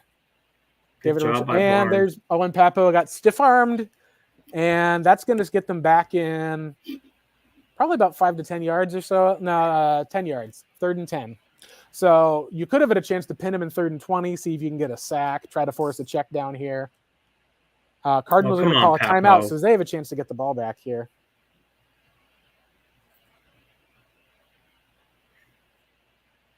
Great tackle by Barnes, at least. Yeah, exactly. But you want to see the rookie who's getting a lot of time be able to make that play, of course. Yeah, I do. I want to see him more often, obviously, because he's got that ability to. I believe he could be a good blitz, like a linebacker, especially over the middle, with the speed and his athleticism. Yeah, but coverage-wise, that's one of those spots of where, like we said, there was a type that the Cardinals got at least, and it was a person who was a linebacker that I felt like was. No matter how Isaiah Simmons was going to play, they were content to let him walk and be able to replace him with a similar type of player. Or if you are building your defense around him, and I think they tried that in preseason, it became pretty clear that that wasn't going to work. Let's see if the Cardinals are able to get a I would hope sack on 3rd and 10 here. This linebacker core is bad. Yeah, exactly. At least, and if Papo, he's a 5th round pick. If he's not there, you're going to probably be looking at that's another need for him. Fields is running away right now. Zaven got near him. Almost made that. Oh, Kedra Moore did drop it. Yeah, looked like he threw it backwards. So that's an incomplete pass. I think the Bears held on that too. It looked like Zaven Collins was running up the middle, couldn't get it. That's going to push them decline the penalty, not push him back further. That'll just decline it. They'll punt it back to Arizona. You'll have like 15 seconds left to be able to have a shot. We probably get time for 2 throws and maybe one other throw. You don't have any time to run the ball unless it's a really, really short punt. Oh, there it goes. We just our penetration guy right there. And it was a good little stunt there. Good little stunt there. Yeah, we'll take a break at least at halftime. Kind of turn the cameras off, leave it rolling for the most part after we got our summary there. But I think that'll be. We'll figure out if the Cardinals are going to be doing this with a 10-point lead or with a 11-point deficit or. So they got 17 seconds left there. They've got 2 timeouts left, so you can throw to the middle of the field. It's not like you're in an end game scenario of use your timeouts and go to the sideline. And Matt Prater can kick from a nice long distance. So we'll watch and see if Arizona can get that. Because if you can score here and you're then down 21-10, you're only down by 2 possessions. You can get a touchdown and an 8 points and a field goal. That'll be one of the things you can get. It's not a desperation situation. Defense came out there, did their job. Yep. All right, let's see what we got here. Good throw. Nice throw. Good stuff. Rondale Moore, he got time. Good rolling to the left. Ooh, it looked like he hurt the defensive back even on that throw. I think that he ran into the guy. That's Rondale Moore's like a steal. He's hard to.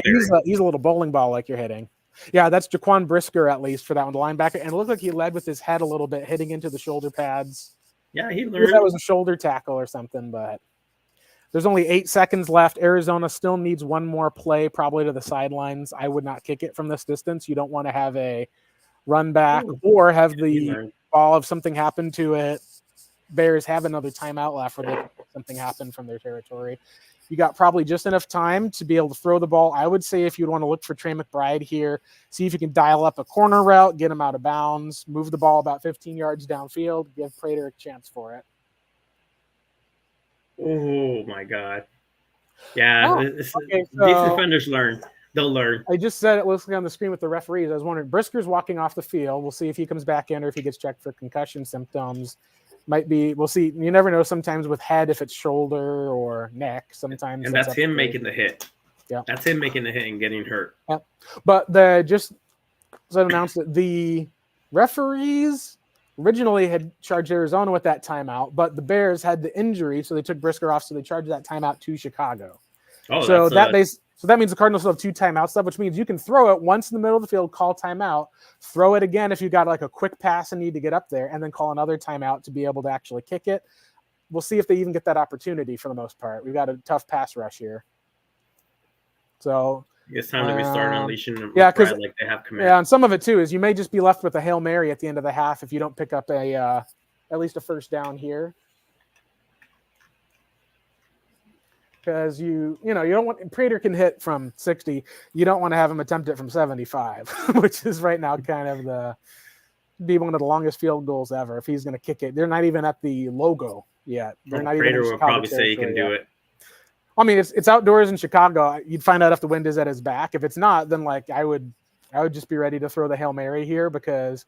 And how you probably want to do it is you probably throw up the Hail Mary for Trey McBride to see if you can box people out and get one of your smaller guys like Dortch or Moore down in front of it. See that way when they bat it down, if you can catch it. But you're out of bounds throw there. That's going to set it up. It's just going to be a Hail Mary, I think, here. You're in 2nd and 10. You don't have enough time. And it's risky to go to a sideline throw. Plus a sideline throw, you can only advance by 10 yards.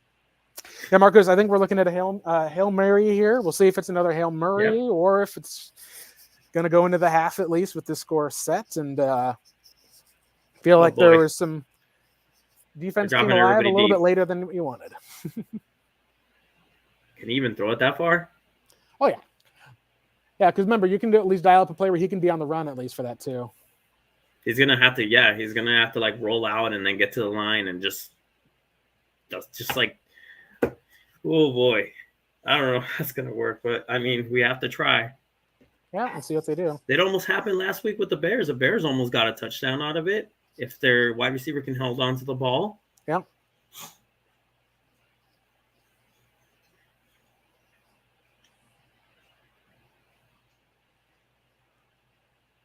Yeah, Bears went into the prevent defense. If the middle of the field was open, you could just hit someone on a hot route. It sounded like they just called a timeout, at least with the Bears, to be able to fix that. Because the middle of the field is open and Prater can kick, so 3 receivers trips left. Cardinals do get the second half kickoff. 4 seconds. Let's see if they go Hail Mary. Yeah, of course. All righty. Oh, that was it. There it is. It's a quick throw. Okay. Yeah, it was a quick throw. No time left. That's it. Yeah.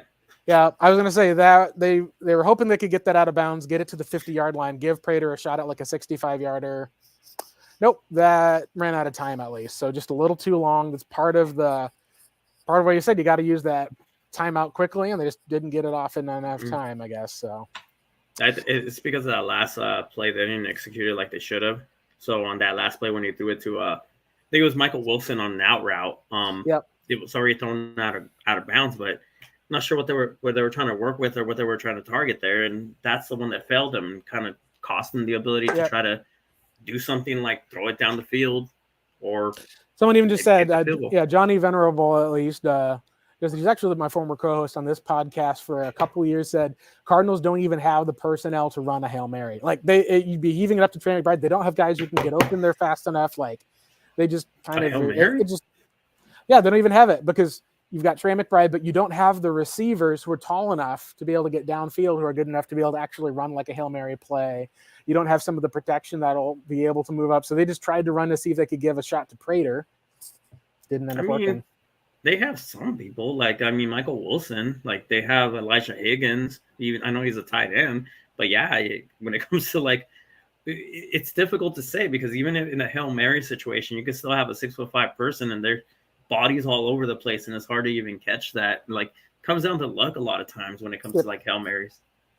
But I mean, you can go ahead and give your thoughts. I'll give my thoughts after. Yeah. So right now, at least through the half, here's the biggest thought that comes up is the Cardinals were finally able to at least not give up, get a drive down. It did start with being able to get that running game with James Conner being consistent, being able to get a couple of those nice plays off of the play action bootleg. That's kind of the biggest thing that saved this from being a total blowout, was that you were able to have Kyler go down the field with that quick tempo game. If you're talking about a traditional type of passing attack, at least from under center, being able to use some of the play action, Bears, at least to start, were well coached up on that side. Arizona was able to adjust. The hard part is your defense is not giving you a chance at all for the most part. You're talking about how I think it was the Bears rushing and receiving is more than the entire Cardinals team. Khalil Herbert's already got his touchdown, 60-plus yards. Cole Kmet's already over 100 yards from some big plays. I think that what stands out to me the most is if you've got two smaller safeties in Jalen Thompson and Budda Baker, you're going to need to get either a bigger corner that can then play with a Cole Kmet, or you're just going to have to recognize that maybe one of these safeties is going to need to get moved to a team that's looking for safety help. Keep one of those guys in, draft a safety to be your future center fielder regardless, I think is because we've seen the Cardinals have struggled against the pass. They've struggled against the run. Your biggest need is a defensive tackle on the defensive side. And secondly, you could say maybe a corner. Difference in this game is DJ Moore has not broken out, whether it's the injury, whether Arizona's kind of chosen to double him. It just shows that there's big needs on the defensive line and in the secondary. What are your thoughts, Marcos? Yeah, it just kind of got out of hand for a little bit, and they just kind of settled down. And that was the good thing about it, is like it almost seemed like they had to go back to what works best with them and their offense, and like with the quarterback. Of course, when they ran up tempo and they were getting back to the line of scrimmage and catching these defenders, having to do adjustments at the line and not, getting set to see what are they looking at and what play call are we going to run on defense. So that was working for them because I do feel like they are a timing tempo type of team where they have to get like consistent like passes completed or yards. Yeah, you got to get Kyler in a rhythm. He's a rhythm type of thrower. Yeah, so rhythm basically. And then when you throw him out of rhythm, it just kind of throws everything out of sync. And then on defense, I'm not sure if this is like the mirror type of situation where if the offense is not doing their job well, the defense just isn't doing their job well. But when the offense is doing their job, then the defense comes out and actually looks like they're executing and performing to what they need to perform. It's still ridiculous seeing like these like assignments just leaking out and just being wide open where like nobody. Yeah, and that's what you can do. You can run the ball effectively. Cardinals are bad against the run. Like we said, that safety valve that's back there with the corners and the safety, it's not been good. It's part of where, like when we said, Marcos, this team is a team that if you're going to be competitive next year, you're going to have to draft a lot on defense and you're going to have to spend a bit in free agency to get some starters. I would love to see the Cardinals, though, be able to trade up and get either a stud in the center of the line, or at least you want to make sure that your edge rushers, at least you want to feel confident that you've got like your long-term edge rushers with BJ Ojolari, pair them with another guy. Then I think most Cardinals fans will say that you're fine with taking a wide receiver with that top first round pick, at least if it's in the top three. The weird thing will be is, Marcos, like if the Cardinals lose out and the Patriots get a win, like even tonight against the Broncos, the Cardinals are picking number 2. There's going to be people calling for Kyler's job and the Cardinals to move on. And I don't know if Kyler is, I think part of that is, I think on one hand, I think it's a little bit premature to judge some of that given the situation. I mean, like, obviously, Kyler's gotten no help from offense or defense. But on the other hand, like, it's kind of his role to play the Cardinals out of having that choice, right? Like, if you play the Cardinals into getting the 3rd pick, then you at least played well enough to avoid, like, having the team to get another quarterback. And I think that's important for Kyler to do. Yeah, and unfortunately, we're not seeing like him playing himself out of it. But I don't know if that's even a decision that we can make, even if they wanted to. Even to the people that want to call for Kyler Murray's head at the end of the season, one of the things that I would think about is like, well, yeah, but what infrastructure are you setting up for another quarterback? Yeah. Like if you draft a rookie QB, he still needs to go to wide receiver. Like, yeah. And I think was in that spot, what you'd kind of be saying would be, hey, we like this guy more than Kyler would be one possibility, which that would be a bold choice you'd have to be able to make for the most part. Like you probably would be as a coaching staff. If Kyler went to a different team and made the playoffs and you struggled, there would be a lot of pressure on you. I think that's one part. The other, though, is if you're looking at the Cardinals, say, all right, you're not winning in 2023. You didn't win in 2022. Are you really going to be winning in 2024? If you start playing for 2025, then that would be hey, we're going to send Kyler to a team that needs a quarterback. we'll take our lumps with the rookie where he's going to, probably draft a wide receiver with that second first round pick or have to trade up for wide receiver 2 or 3. That's a possibility. I think it would come down to the coaching staff would have to then grade that, hey, one of these guys we got to take because they're going to be a better quarterback than Kyler. Not maybe right now, but in 2025, 2026, 2027. And that would be the reason I'd say if they were going to move on. But I don't think you'll get that opportunity unless you're picking in the top 2, Marcos. Only if Kyler Murray gets injured or if there's like some sort of big falling out where like either the organization. And he may just ask out. He may just be like, hey, Exactly. Send me to this team. That's a possibility too. Yeah. One of the two, either they both just don't want to work with each other. And then those are the only circumstances. But if he's healthy and that's not the case, then I don't think they should even if they get the number 2 overall pick. I don't know. Like, I think we should just trade back at that situation. Hey, you might be able to trade back a pick at least for that too. So, all right, we're going to take a quick break here for those who are still tuned in, at least for that one. Going to make sure the dog at least gets outside for a walk. We'll kind of recharge a bit, get some water. We'll be back at least for the second half. Sweet. All right. See you guys in a bit. See you in a second, folks. Don't turn that dial, as they say.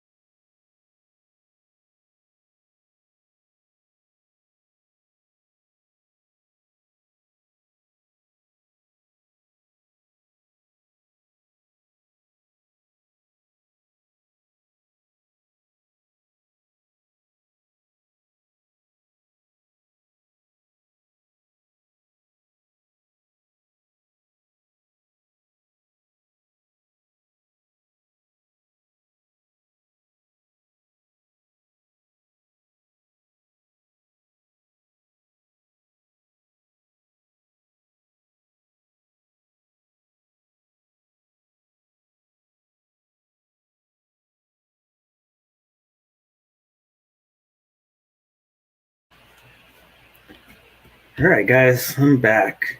So Blake Murphy's walking his dog. So let's go ahead and come back. And of course, I'm a little bit late for what's going on here.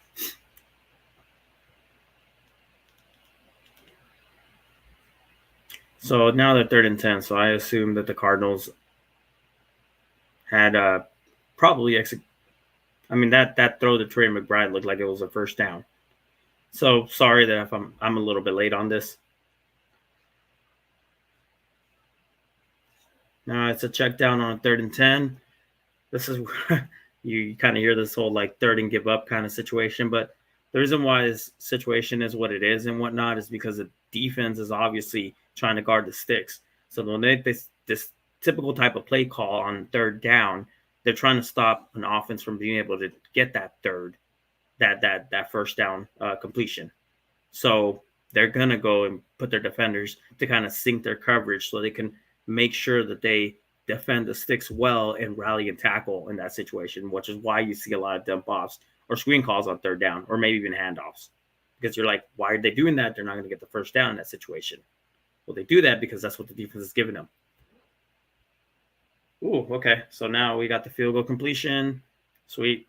All right, now we're down 11 points, I believe. 2 scores away. So good job on the Cardinals being able to move down and get that score. Like I said, I apologize once again for being late on this. I wasn't paying attention. Unfortunately, I missed a lot of what was going on. And I caught the game in a situation where they only had like 1 or 2 plays to go and back in commercial break. Gotta love the NFL with their commercial breaks, of course. Anywho, I think that the Cardinals moving forward have to try to sustain more drives by being more like going to what they're successful at and doing what they're being able to succeed at, because the defense, like the Bears defense themselves, they're not game beaters when it comes to like being able to defend the pass. They're game beaters when it comes to being able to defend the run. And even if we were establishing the run earlier in the game, you have to be able to sustain drives with a mix of both pass and run, which is obvious. It's like, yeah, no duh. That's pretty obvious and whatnot. But they need to try to keep doing that by trying to go up tempo and making their defenders have to run back to the line of scrimmage, because their defenders in the interior are the stars here, and you want to tire them out as much as possible so you can go back to being able to run the ball successful and keep those drives like continuous. And they don't do that, and they start going cute again and maybe going in the shotgun, trying to call these stick routes and whatnot, where Kyler Murray has to quickly read out defenses and get it to the guy coming back to the ball. Excuse me, guys. This is where you see situations where pass breakups happen because the corners are expecting like these quick like throws where these wide receivers have to come back. And if Kyler Murray's throwing the ball when the wide receivers plant his foot on the ground and turn it around, then they have the not stickiness, but the ability to get their hands in there, which is what we saw in the first half. So we need to also utilize more of like these running backs towards the outside on these fast, like I believe it's called fast to the flat routes, where they're just running fast to the flat and trying to beat these linebackers to the flat area and test their athleticism, because I don't believe they're not the best when it comes to athleticism. Maybe Edmonds is more athletic than TJ Edwards. Not sure if Edwards is playing in the game, but he's built more like a Mike and less of like a coverage linebacker.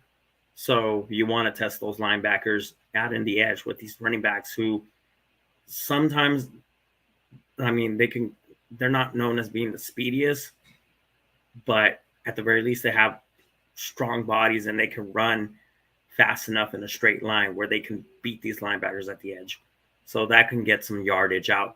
And of course, one of the touchdowns that we've had was to James Conner running to the flat, being left wide open. All right, let's see what we're looking at here. It's like a cover 2. They're running towards the edge. He gets the edge. Buda Baker comes in and makes a tackle. So it's a 5-yard gain, I believe.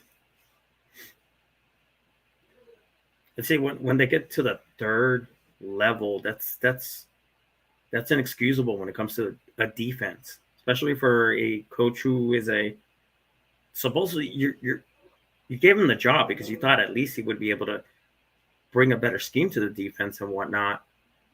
Yes, he has less tools, but scheme-wise, he's supposed to be better. Okay, handoff towards the inside.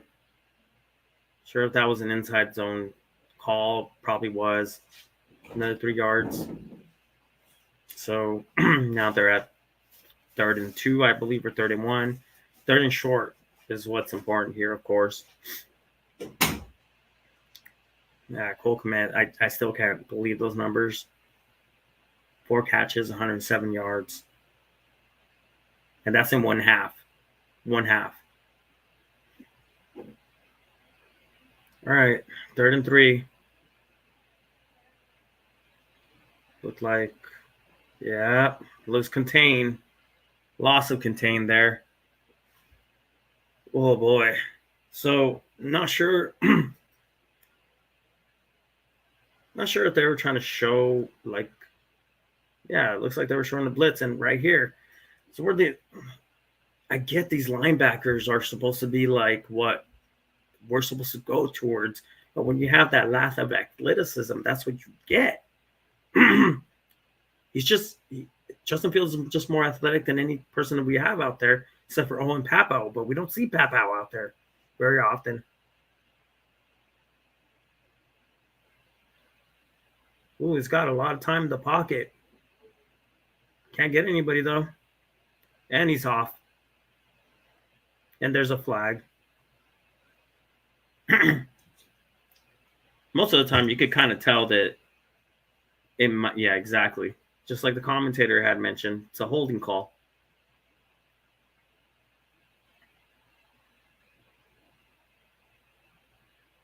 And that is a situation where if you are watching a quarterback like take off, like their offensive linemen have no idea where they're at because they can't see behind them.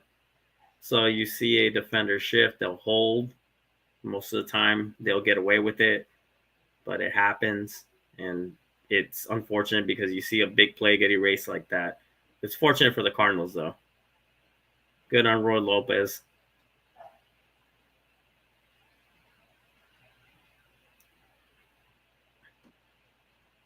Yep. Now, 1st and 20.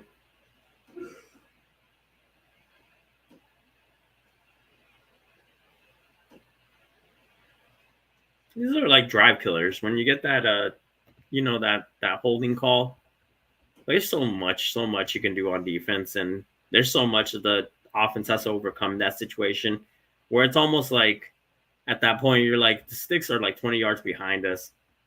It really doesn't matter what you guys are gonna down up because you're not downing anything up that's gonna be deep enough for us to be able to like have to worry about you guys trying to get the first down on the. So typically you see them dial up like a run play on 1st down on 1st and 20 or some sort of screen. Now you got this underneath route. Kyle Hamilton. Hamilton Jr. making the great tackle on that.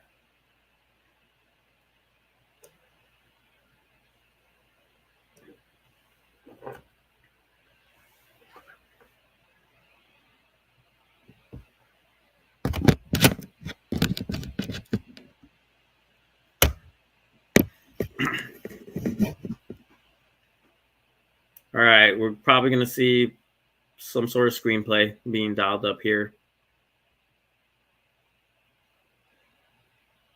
Or at least a dump off. No, an out route.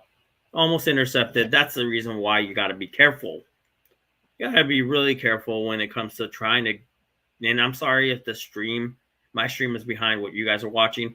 But in a situation like that, when you try to aim downfield and dial something downfield, you have all defenders there ready to guard the sticks, which is why you gotta be careful when you see in a situation like that. You see a lot of screens being called, or maybe a lot of dump offs, because you're not trying to throw an interception in that situation. Hey, Yeah. Blake. Good to see you back. Yeah, no, sorry. My dog has been, he'll be howling at me at least if I don't help him out somewhat. So I was making sure that he got taken care of, although I do think I need to get him a treat that I promised here. So I'm going to step away for a second so he can actually have one of those. Nice. You, oh, never mind.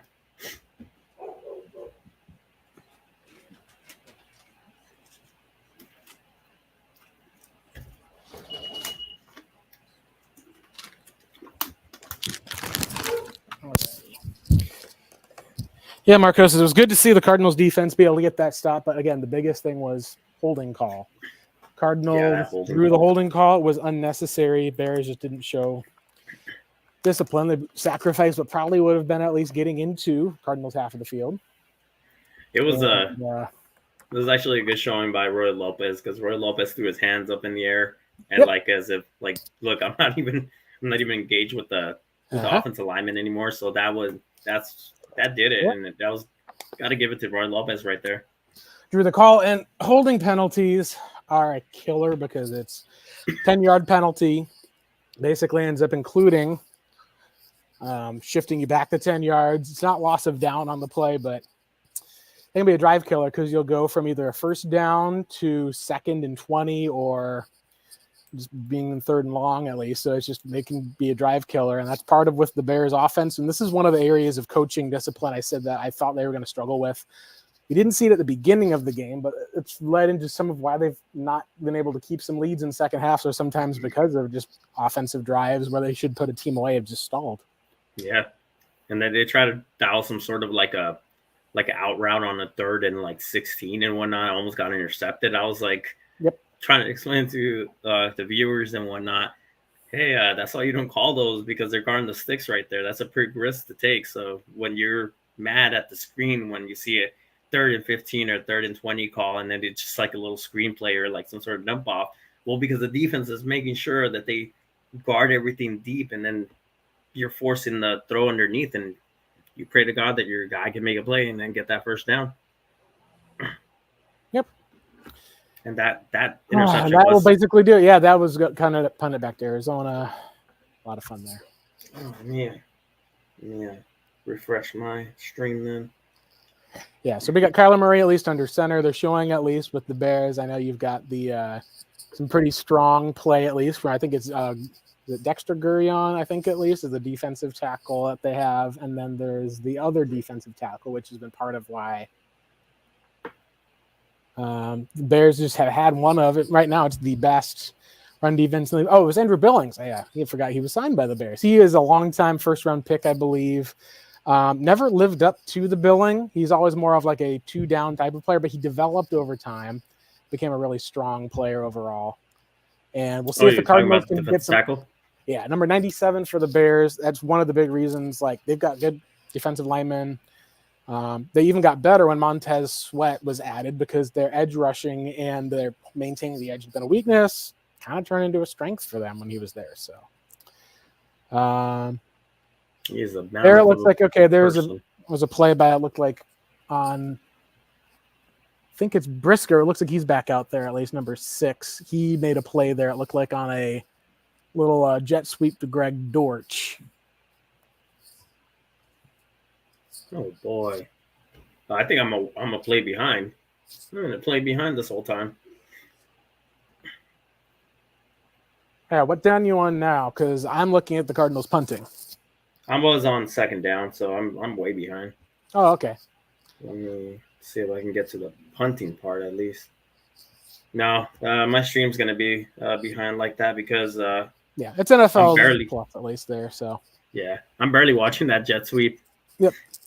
Yeah, but that was one where it was just they tried to run up the middle. Billings made a play. They tried to be able to run around the side at least for the most part, and the linebacker, and it looked like it was basically Greg Dortch was the one who was the blocker. And this is one of the things with Dortch is he's a little bit shorter and not as big as some of the other outside receivers, so he's best out of the slot. He had to move as like being more of the outside receiver type there, and the other guy was just bigger. I mean, he certainly and he missed his block at least as part of that too. So looking at the replay, look like he missed his block, whiffed on it, and he's up against the linebacker. So it's going to be a 3rd and 10. See what Arizona does. Looks like this might be a sack. He gets out of it. He's immediately tackled for loss. Oh, okay, never mind. I'm over here refreshing it. No, I'm up to date. Yeah, so that was one of those rough plays where it started up front. They got a good thing up front, and on 2nd down, it was their 3rd down. Kyler was lucky he didn't take a sack there. Yeah. It's part of where, like, when you're having to drop back like all of this, it's like, eh. Well, both offenses aren't. Well, they're not looking good at the start of the 3rd quarter.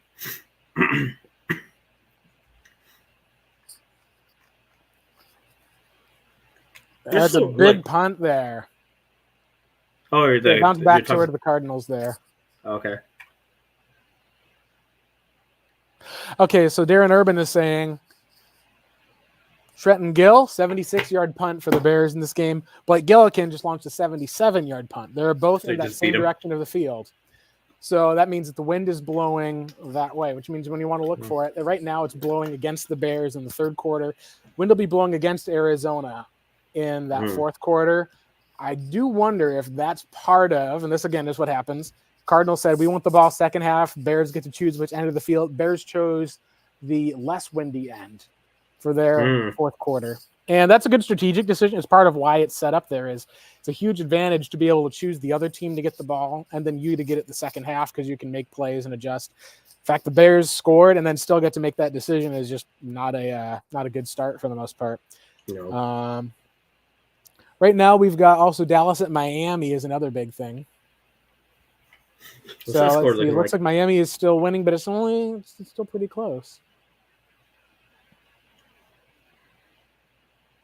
Oh boy, there's this video by the. I was gonna say by the. It's Brett Coleman came out with this video and it was explaining more of like what's going on with the Eagles offense. And I was thinking to myself, this is all some of the same issues that the Cardinals were going through back in 2021. Yep. Their defense was good when you have a lead, but they're not the type of defense that can get you out of some sort of a ditch. But they're last in the league when it comes to last or like top, like below 5 or whatever you would call it in motion at the snap or pre-snap motion. Shotgun usage, they lead the league in that. That's crazy when it comes to that. And so they're very static. They're always in the shotgun, and they just run 2 variations of like run plays from the shotgun, which is just dual and inside zone. Very simplified. Sounds like the Cardinals.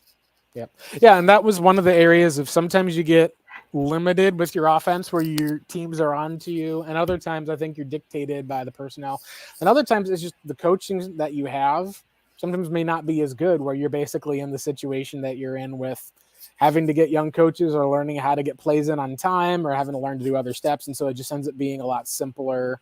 Sometimes we'll see how things go. But yeah, the way that Arizona is right now, like you said, the defense is kind of tightened up the screws, which is good. Mm-hmm. But the offense is still very limited. And so you're not able to take advantage of some of these things on defense. They were just expecting their playmakers to just make plays on that the Eagles hey, get to the point where we could tush push.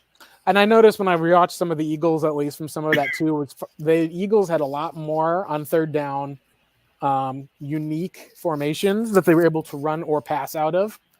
And as a result of that, plus being able to stretch the field, teams were having their safeties come up and they were able to get one-on-one matchups for Devonta Smith and with the other. And teams have kind of played the Eagles differently because now they're not running the football as effectively. Their best running weapon has been Jalen Hurts. DeAndre Swift at least has not great vision, so he's not able to create on his own as much. And that's where you've ended up with a weird spot where you are kind of saying that you probably need to get an upgrade at the offensive coordinator spot and maybe defensive coordinator spot, and that they missed Shane Steichen and Jonathan Gannon, who were able to trick defenses with game scripting, play calling, and being able to. Well, they definitely miss Shane for sure. That's Yeah. And it what the game plan was supposed to be on offense is try to keep it to what Shane was doing with the Eagles and whatnot. But even with the Indianapolis Colts, he's using more variation when it comes to like his motion, even if he's keeping him in the shotgun. Yep, and I think some of it too is the Eagles' cornerbacks have struggled to hold, and then the Eagles are in a deficit, or they're trying to kind of run in the first half, and they're having all sorts of problems there. Yeah, the Eagles' cornerbacks have been struggling mightily this year. They That need was a to heck upgrade. of a run there, at least after getting the catch. They got 9 yards there on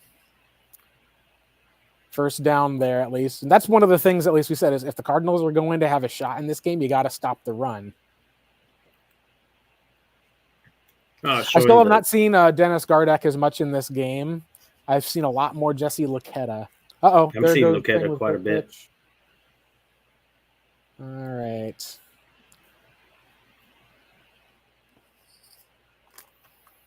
Let's see what they have here on second down.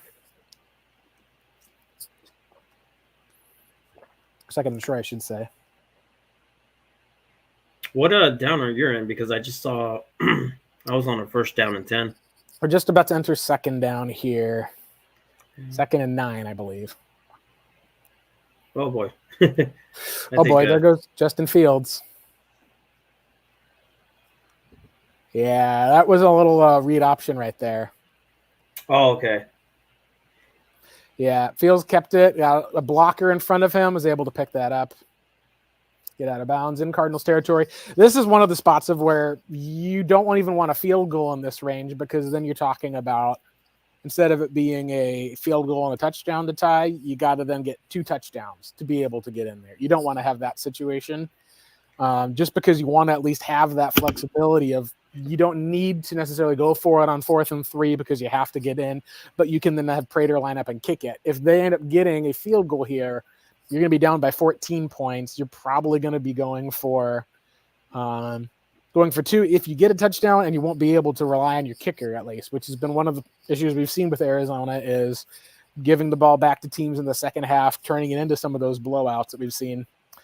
All right, the Royal Post couldn't get it, and the Tanyan got the catch right there, at least. So that was one of those plays where Justin Fields just made the play, got out of pressure, extended the play.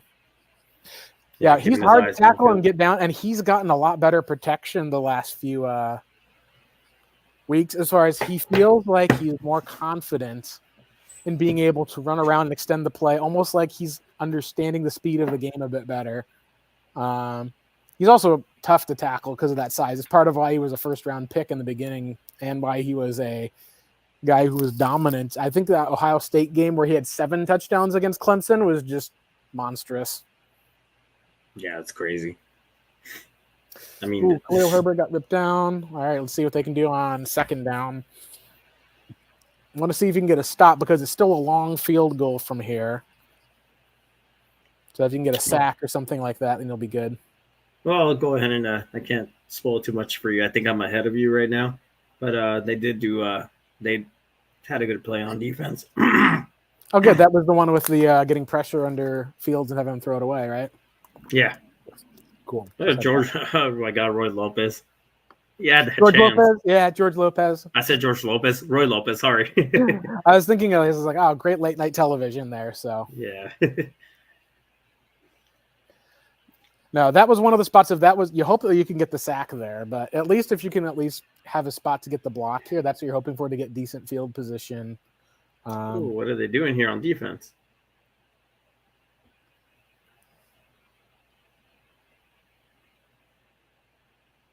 I'm going to wait for you to see that play. That was that was a fun one on defense. At least they're able to at least kind of leave the get the pressure on field, left the running back at least there, and then closed in quickly. He does make a man miss, Herbert, but Bears are going to attempt the field goal. So this will be a big thing. At least if they make that field goal, then they're going up by 2 touchdowns. Yeah, they go into like what they were trying to show was like they sent nothing but like linebackers to try to overload one side of the field right there, and they pulled the other 2 linebackers up to the very right, which was them 2 inside linebackers, and drop them into like to kind of like replace the zones that where they're blitzing and whatnot, and it confused the hell out of like sometimes these things are just meant to confuse, and that's it. They're like it's not going to work, but we're just trying to confuse, and he dumps off, and then we had somebody rally and tackle down there, which I believe was Jalen Thompson. But those are like mind games that defensive coordinators play. Like, hey, what are you showing here? What are you trying to do? Oh, you're going to do something crazy downfield, aren't you? Deals it. Just got that new 4-year deal. He's a very accurate kicker, and he gets the Cardinals in a hole now by 2 touchdowns again. Yeah, unfortunately. Take a field goal over a touchdown, though. That's for damn sure. The touchdown would have been devastating.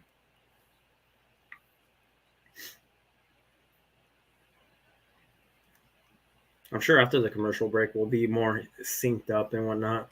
I was noticing the plays were like, I was a little bit more ahead at that time. Yep. And that's going to be something, at least, that's going to be there is Justin Fields has shown quite a bit, not just in today's game, but over the last 17 games, he's looked like a starting quarterback. There's still obviously some hiccups.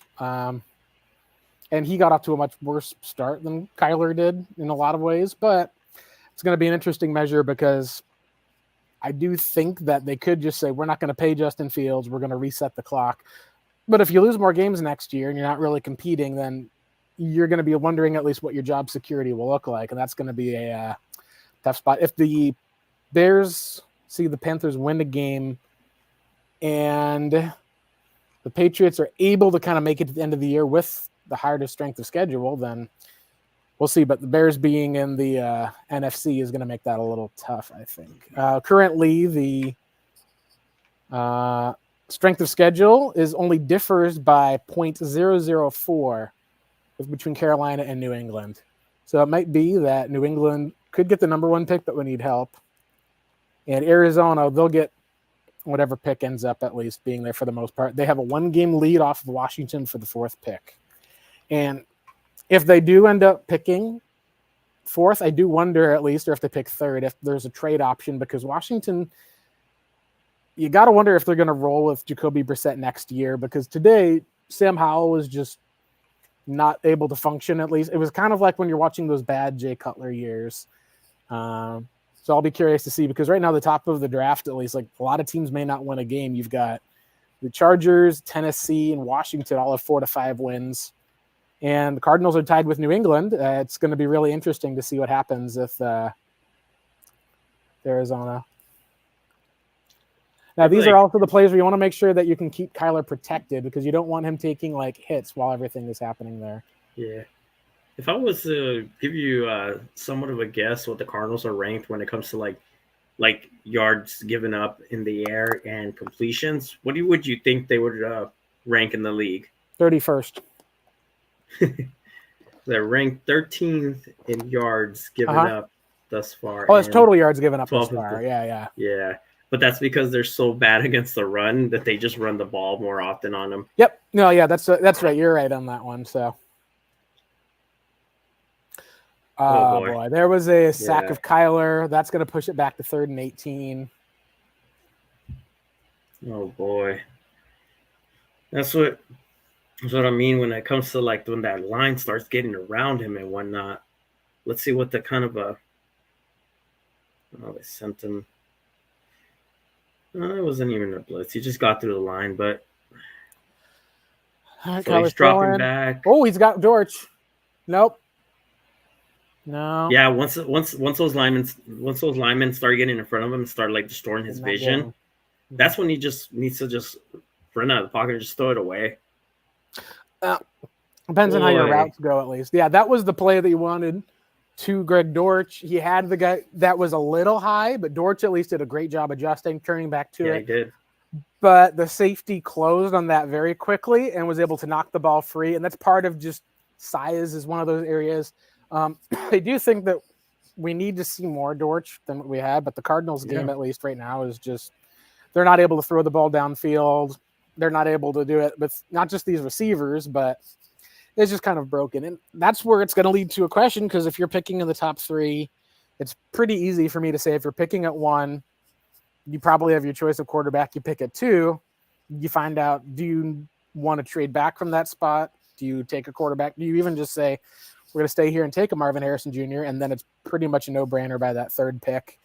The question, of course, Marcos, is let's say that the Washington Commanders lose out and the Cardinals win in Seattle in the last game of the season. Now, I don't think they will, because Seattle's still playing for a playoff spot. That win today means they're not eliminated, so they'll probably be playing Arizona hard.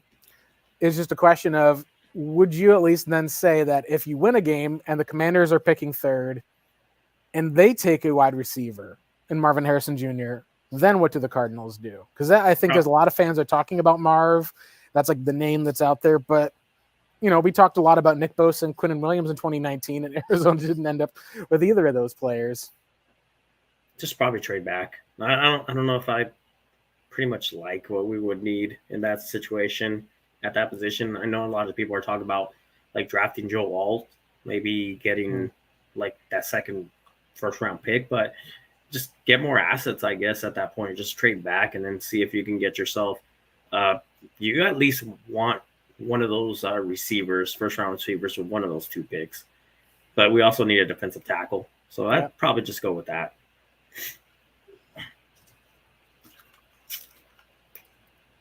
Okay, so this is something that may not have as much meaning, but the Jaguars are down right now. This is going to be part of the game they're playing up against the Buccaneers. Buccaneers are up by 30. Wow. Here's the thing. Those 2 teams, 30-6, I should say. So they're up by 24. Oh. Those 2 teams are who the Carolina Panthers, picking at 1, play the next 2 weeks. They put up 30 points today, one of their best offensive showings against a bad defense. The Jaguars may not have Trevor Lawrence for their next game against the Panthers. And the Buccaneers, with the win, I think either today, if not today, then for sure by next week, because the Falcons won today. So I think the Buccaneers at 8-7 would need one more win to force a playoff. They may be resting their starters and playing against the Panthers in the final game of the season. I don't know what would happen in that case, because that would be wild if the Panthers end up like being able to play a team that has no Trevor Lawrence and then plays all backups in their final game of the season. That would kind of screw over Chicago, who's like right now basically in line for that number 1 pick. That would be a weird thing. I mean, just because of ego, I'm sure they'd be like, no, we're not giving you guys the number 1 people are playing for jobs, at least for that, in the future, at least, but so are the Panthers. Yeah, exactly. They're not, I mean, from the very beginning of the season, they're not trying to lose any games, and they're not trying to lose any games, which is a sad part, because it's like, man, even if we lose out, we still don't get anything from that first pick because it doesn't belong to us. Oh boy.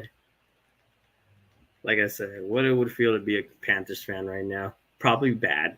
Well, the good news about today is you at least got to say there wasn't an issue with anything. All right, so we've got I think I'm going to play ahead of you. There was a running play, at least, with Khalil. Was it Herbert? No, Roshan Johnson off to, again, that left side, running toward B.J. Ojolari and Jonathan Ledbetter. And Jonathan Ledbetter is down right now. He's the Cardinals' man of the year. It looks like he kind of stumbled while he was making the tackle and immediately grabbed his knee. So that's something you don't want to see, because Ledbetter, he's had for how bad the Cardinals have been for the most part, he's been a decent player. It looks like Jalen Thompson went helmet to helmet with him too on the replay. Oh, I see. Yeah, I have to refresh it again. God, this stream. It's always when it comes back from a commercial break. Yeah, this is not a good look. Jonathan, I mean, that line is already thin, that defensive tackle line. Yep.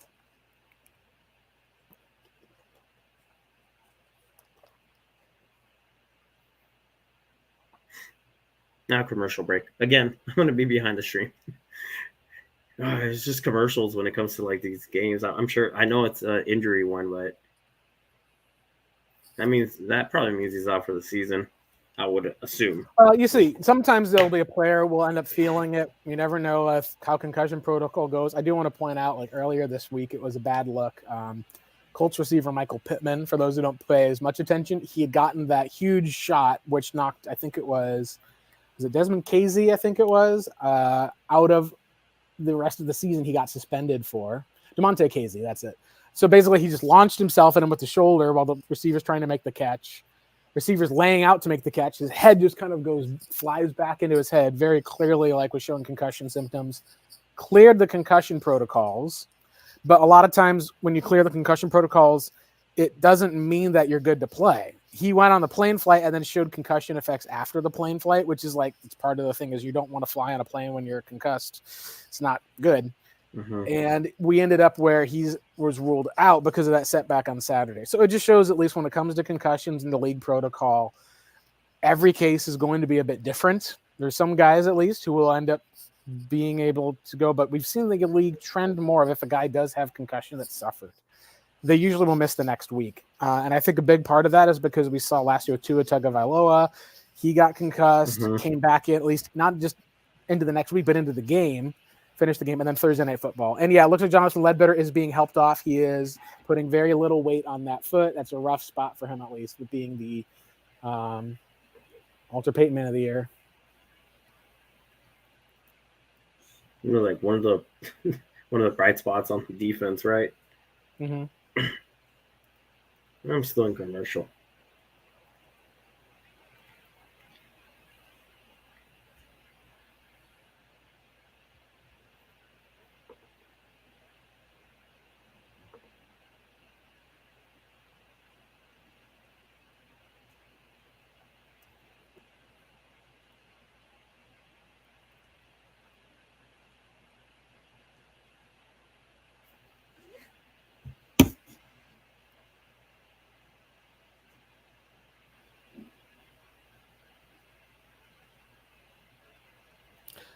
Oh boy.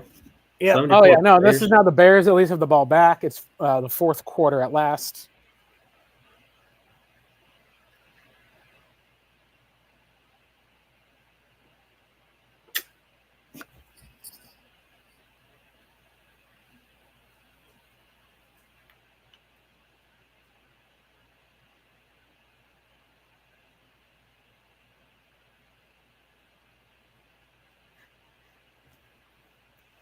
Oh, throw deep, and that was an incompletion. So, hey, yeah, good job on wasting that down. Yeah, that was one of the things, at least, that's helpful. And they're still taking some play action fakes and some shots. This is this time where it's going to keep the clock running because of the time limit. But it is, like you said, one of the places where you can get off the field. That's something you need to show. You need to show out against the run if you're Arizona.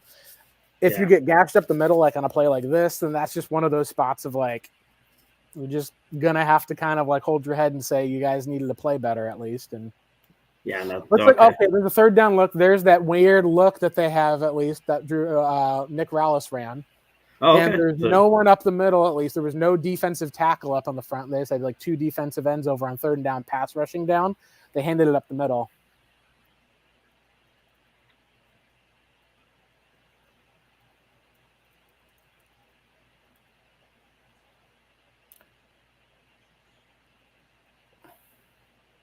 Oh man! You see that third? Were you on third down? Without Jonathan Ledbetter, it's 3rd and 5. They put out what looks like they're all pass rushing. So there's not a defensive tackle. It's just 2 edge rushers, and then you got the outside linebackers. Yeah. But there's no one in the middle of the field. So they just simply handed it up off the middle and picked up 5 yards, which is the fault of that style of defense, is that you're soft against the run. It's been one of the best ways Arizona's been able to get sacks. The fact that the Bears just took that is one of those things that I haven't seen that before. I've seen usually bad play calls. This was at least a spot where that was the right play to make. You just hand it off up the middle and know that they even had a blocker that they designed the tight end to run in to get an extra blocker in there, and they picked up the first down easily. That's a very disheartening place where you're just getting out coached in that spot, while also recognizing you don't have a defensive tackle probably left that you can play at least for that one. So. And you had those linebackers lined up super, like their splits that were towards the outside, inviting them to be able to hand that off over the middle. It was like they were expecting the linebackers to come in and fill in those gaps and make that tackle. And it's just, you don't have linebacker play that shows that you have people that can do that. So it's Just like that was on a 3rd and 4. Yeah. All right. We're about to see Justin Fields just run around everywhere and pick up only 2 yards. So it's still 3rd and longish. So either way, they flip the field. It's going to be a long field if they're able to punt it. So you'd hope the punt would go in. It's going to be another 3rd and 5. Let's see what Arizona comes out with this time.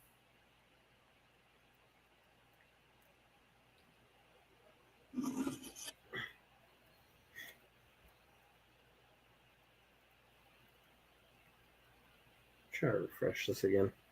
Yep, and the Bears are right there. And what's funny is, like, when you watch football, it's hard to know some of these things in real time. But when you're watching replay, it's easy to be able to see, like, in hindsight, that's the play they would have run there. And I think that's one of the cases of not just recognizing or seeing, but seeing with football. It is still ultimately, in a lot of ways, similar to a game of chess where you've got the pieces, you're moving them around, and your goal is to try to be able to say if there's a weakness, it would be what there's, not having pieces here. You can move players into that, and that's exactly how you did with some of those plays. Now it's 3rd and 5 at least for Chicago. Justin Fields was running all over the place in that last play. He couldn't find anyone opening. You couldn't bring him down, which is, I think, part of, like, you want to be able to at least have someone who's able to get to him there. But at least you weren't able to let him just run loose and pick up a first down. Those are dangerous because there's a lot of times where I think to myself, when I see somebody scramble for that long, I'm like, they're going to find somebody. Yep. I was just hoping to God. I was like, no, he's going to release this ball. No, he didn't. All right, let's see what they have here. There's another whistle. So this is where the Bears, they think, have had some – they called a timeout so they wouldn't run out of clock. Yeah. And now you can't use another timeout out of a timeout. That's a flag. Let's see what they'll have next.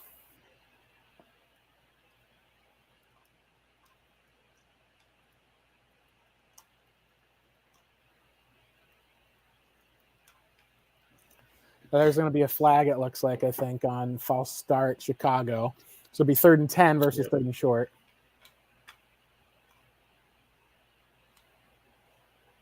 You set yourself back another 5 yards. We'll take that.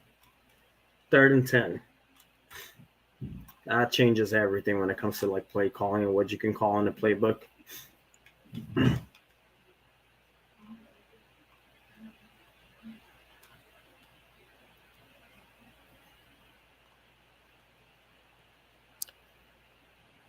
Yeah, went from 3rd and 4 to that 3rd and 10.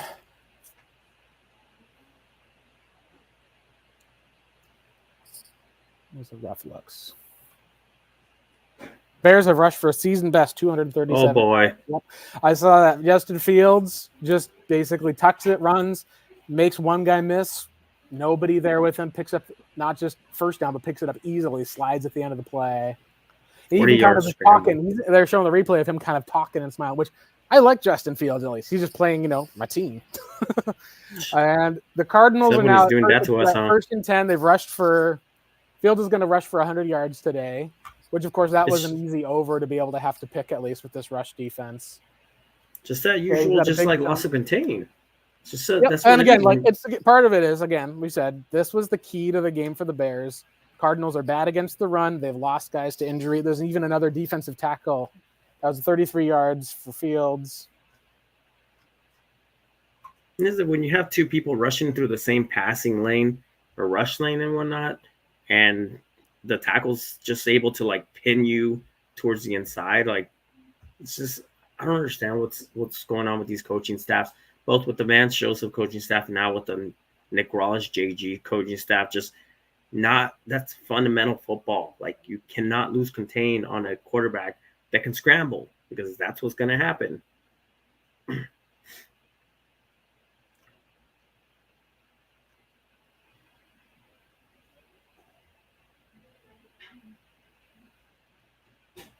I wonder how Brett and EJ are feeling about what's called Justin Fields right now.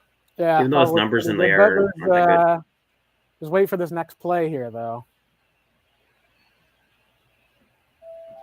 They're going to chuck it long into the end zone. Oh boy, good play.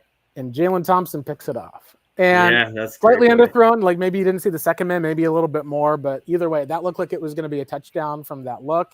He's got to be able to put a little bit more air in the ball that either your guy gets it or it goes out of the end zone, because now Arizona It's able to take back over. If they get a score Mhm. here, and we've seen games where teams have gotten 2 quick scores and been able to beat the Bears in the fourth quarter.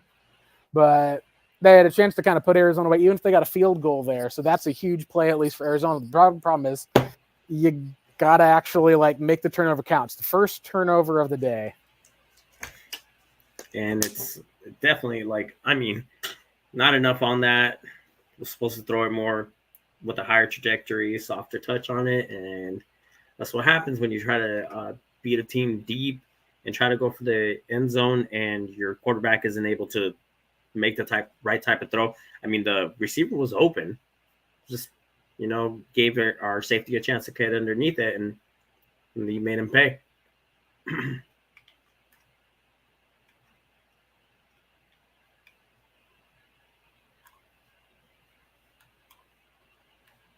So now this is one of the spots of the defense is given the Cardinals offense an opportunity. It's a 1-score game if you drive down and get a touchdown. What you don't want to do, in my opinion, is go down, be there on like 4th and 3, and then either punt or have to go to a Prater field goal because you don't have enough time, in my opinion, to go down, kick a field goal, then have to score a touchdown, then score another touchdown, because that would only put you you just go down, kick a field goal, and you're down by 14. You're still down by 2 scores. You then would have to get another touchdown and then get the onside kick and kick a field goal. There's just not going to be a whole lot of time, and the Bears have been running wild. You've been unable to stop them. Yeah. Outside of that one turnover right there, you got the stop at least, took points off of the board, and now you at least have an opportunity, but offense is going to have to step up and make a play. Yeah, and you lost all that. They lost all that time as well by, getting to the point where by giving it all the way down, by them running the ball on down their throats. At least it's only 10 minutes left. You may only have like 3 total drives left in you. This is part of where you probably want to at least run the likes of a James Conner and see what you can dial up at least to get Trey McBride into single coverage off of some of that play action. Defenses are always tired, at least in the fourth quarter. It's why you can see some lead changes go pretty quickly, obviously, with just offensive linemen are able just to kind of keep moving guys, keep running it. It's one of the spots at least where we'll see if Arizona can be able to make some plays here. All right, we'll see an under center action. All right, let's see what happens here. Play action, maybe? Nope. Wait, are you ahead of me? Did you already see that first down play? Yep. Oh, okay. That is right. That's because commercial breaks pushed me behind. All right.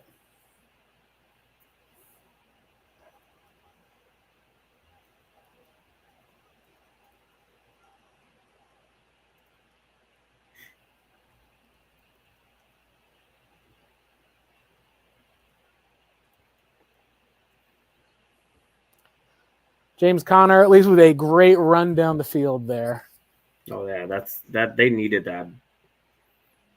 Nice block at least there. Looks like they said the Froholt, it looks like at least, is still playing. He's limping a bit, but he's still playing. Kyler's having to kind of make some nice plays from the pocket. He's hitting his check down guys. Guys are not getting separated deep.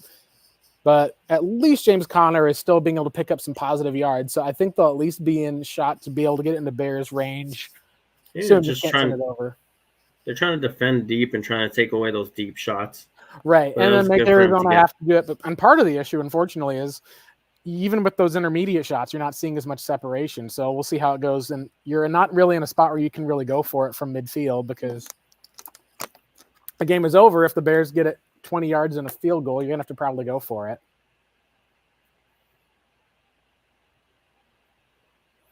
All right, let's see what they do here. At least there's not a bad thing. At least they're going to James Conner. They got about 5 yards left on 3rd and 5.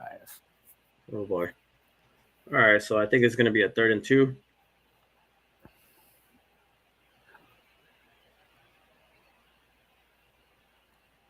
It's 3rd and 5 at least, I think, is what I'm seeing.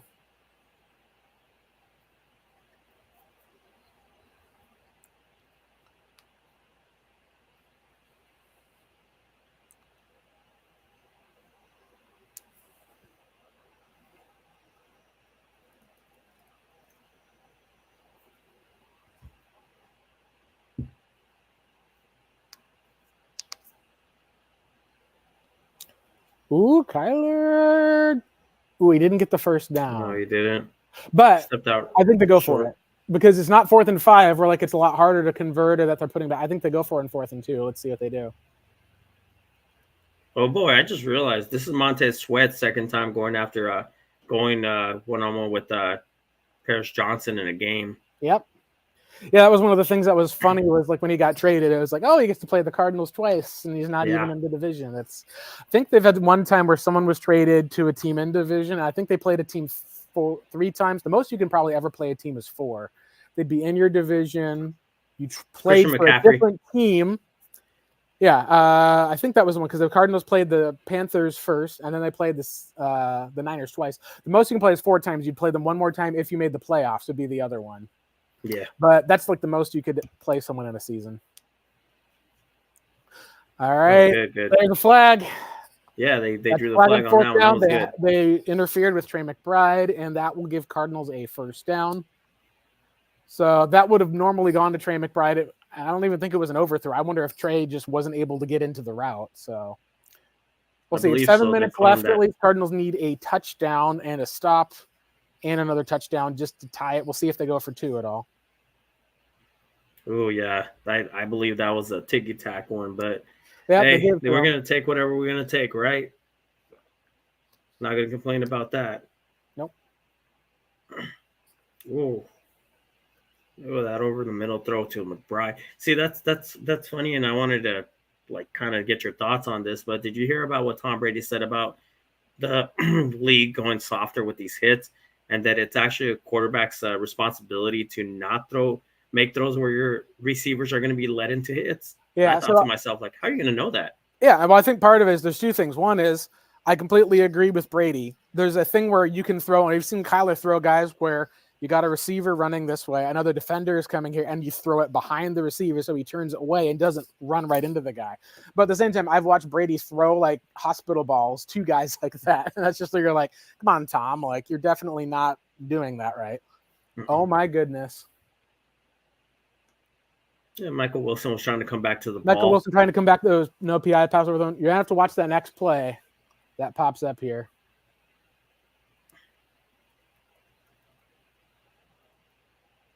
Oh, man.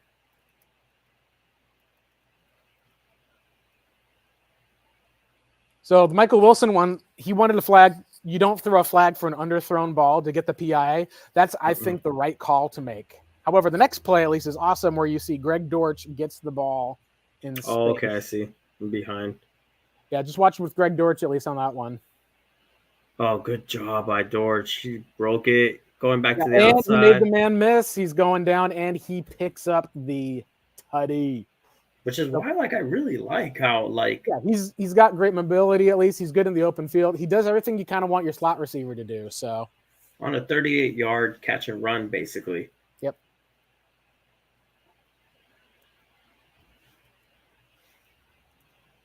Wind up to the very outside, running the crosser. Yeah, that was just one of the spots where it's like, again, when we said, when Greg Dortch gets the opportunity with Hollywood out, we're like, he's back next year. Is Rondale back? No. Is Michael Wilson back? I think you probably have to at least draft someone to be able to at least push Michael Wilson for that wide receiver 2 job.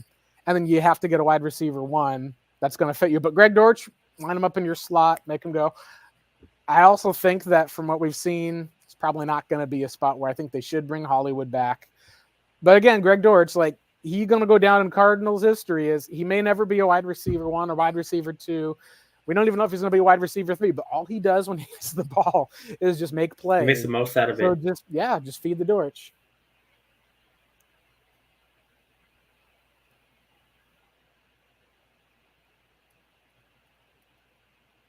And they missed the 2-point conversion. We need to just hire Cliff back just to get 2-point conversion. Because he knows how to convert. Yeah, that's the one thing that Cliff did super well. There's some motion plays and other things you can do with the 2-point conversions. And that was one thing that Cliff did well, was the short passing game was something that he was very strong in because everything was quick, the little like flare outs or being able to get the ball to playmakers in space and getting it across the goal line. He was very good at those. This team just does not, with Drew Petzing, have a good job of the 2-point conversions. I would lean toward you want to go out, hire some form of consulting guy who can come in and can kind of critique some of the stuff on their offense. The first year, I look at where were spots where the Cardinals underperformed. Did they get guys open on the deep ball? We've seen a lot of plays and passes broken up, unfortunately. We need a two-point conversions consultant. have not been good. Yeah, I was going to say maybe not specifically for that, but at least bring a veteran guy in. These are all young guys, hungry to prove themselves. I think that they can improve, but I would still say you want to get that one veteran and who can give you a tip. Could also just put But plain anyway, two the on 2-point tush push. conversion, I agree with that. It's better to go for it there. It's a 1-score game. If you get the 2-point conversion, you win the game on a touchdown. Or worst case scenario, let's say that you get the 2-point conversion, you're down by 8. You get a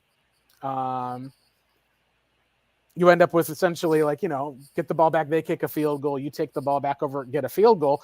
You now at least have it closed within 7 points as far as you can tie and be able to keep it up, even though they got a field goal. It's one of those weird math things, but it's like when you go for 2, like in that spot, as long as you're not going for 2 and it's going to be like, hey, like we're still down by 2 scores, then you should probably go for 2. They're still down by 1, whether they get the 2-point or not. So that's a good decision. I would like to see them actually get the 2-point conversion more, though, unfortunately. That's that one thing where they say, like, analysts, or what is it? No, it's not called. Well, yeah, analysis. It's ruining the game of football. Yeah. These situations and whatnot. The analysis will show you that, like, in those circumstances, you do want to try to go for the 2-point conversion. Yeah, it's better to get points, and also it's not going to put you too far behind. You can still get, it's a spot of, you get the 2-point conversion now or later. That's the whole thing. Mm-hmm. And there's a stuffed run right there. Let's see if the Bears end up getting a stop there. If the Cardinals got a stop there, that's 4th down. They'll have to punt it back to Arizona. This is 5 minutes left. This is the Bears blowing it again, if it's possible. I mean, it is the Bears. Yeah, well, they've blown multiple 4th-quarter leads in the game. This is one of those weird spots of where it's 3rd down and the Cardinals get a stop up the middle. It's Jalen Thompson is able to grab him, and then he's forced back by, I believe it wasn't Roy Lopez. That was so they forced the punt from 4th and inches. Crazy. I had the Bears. I don't know about the Bears. Oh, it's going to be really backed up. We'll see how that works. But that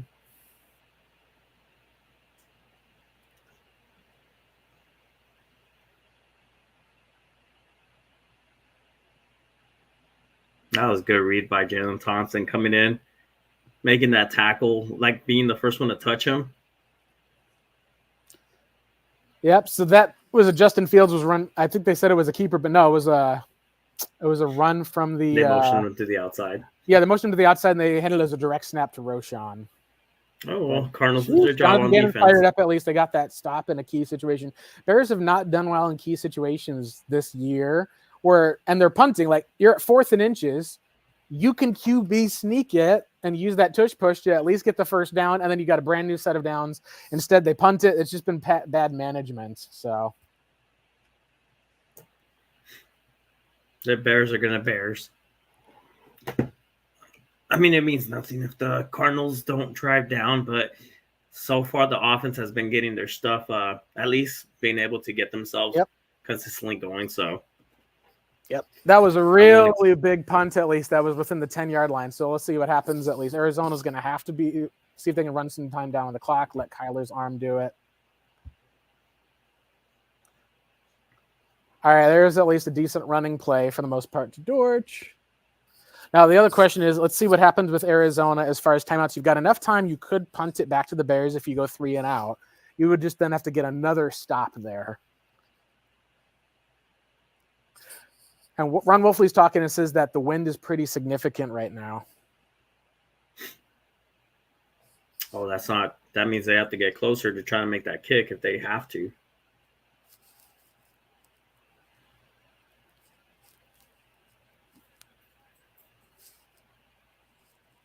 So this is where the Bears games have come down to. Their defense in the past has really crumbled in some of these spots, but this would still be Arizona going for a tie, not for a win. So that's going to be interesting. So, yeah, that was a weird blitz bail there. That was a weird blitz bail. So the Cardinals, there's enough time left. You can punt, but the Bears have really like not done well on defense in these close game situations. And the Cardinals are going to be throwing the ball a bunch. I think you could still run it. You got all three of your timeouts. There's a breakup pass at least for that one. So the Chicago Bears had a 4-man rush there. They dropped 2 guys back into coverage. Cardinals ran the ball up the middle there. That was one of those things of where it was similar to the first down that Justin Fields and the Bears were able to pick up by just handing the ball off up the middle. So that's an interesting choice. But yeah, I remember watching the one of the largest comebacks I've ever seen. Broncos this year with their offense came back against the Bears when it seemed like the Bears were just about to end up getting a win. All right, so Mercado's got a nice run. Got a nice run for a first down. That was the year I was really in the beginning of the season. So good call. At least let's see what goes on with the Cards here on. Yeah, so that was looked like a blitz bail at least, a good read that Kyler was able to make.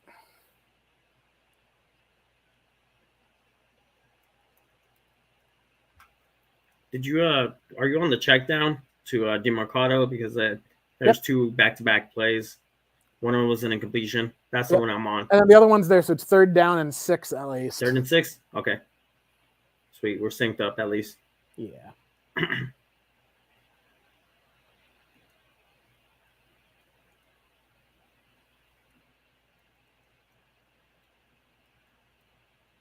All right. Down to Michael Wilson. Oh boy. This is not looking good for the wide receivers at least. Nope, Michael Wilson, that was a play you need to make. If you're the big 6'2" guy and it's on the outside, you got to make that play. Especially if it's in your hands. Yep. And it gets broken up at least. It's one of the things, unfortunately, that you got to look at with some of the receiving core. Now, 4th and 6 and they're going for it. This is going to be the season would have on been the out line. of bounds. Yeah. He would have been even if he would have came down with it, it would have been out of bounds. All right, 4th and 6. Come on.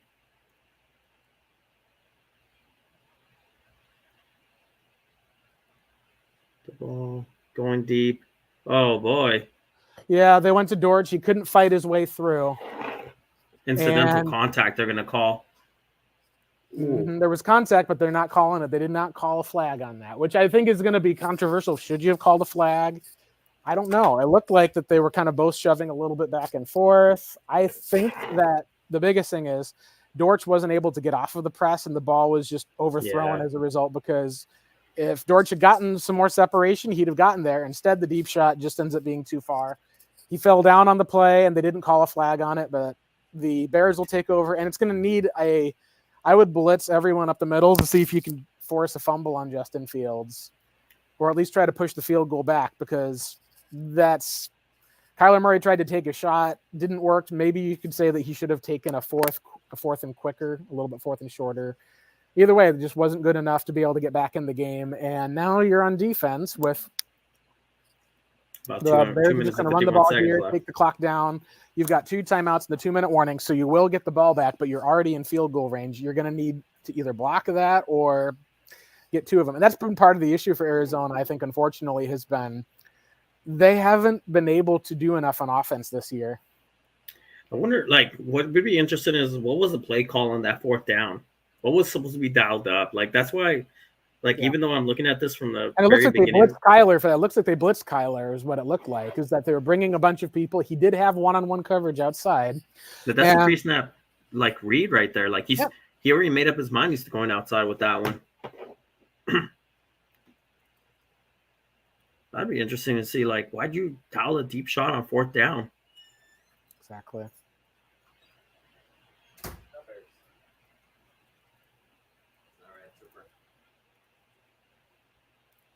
Yeah, got to execute and do your jobs. Ron Wolf is saying, yeah, they haven't done their job.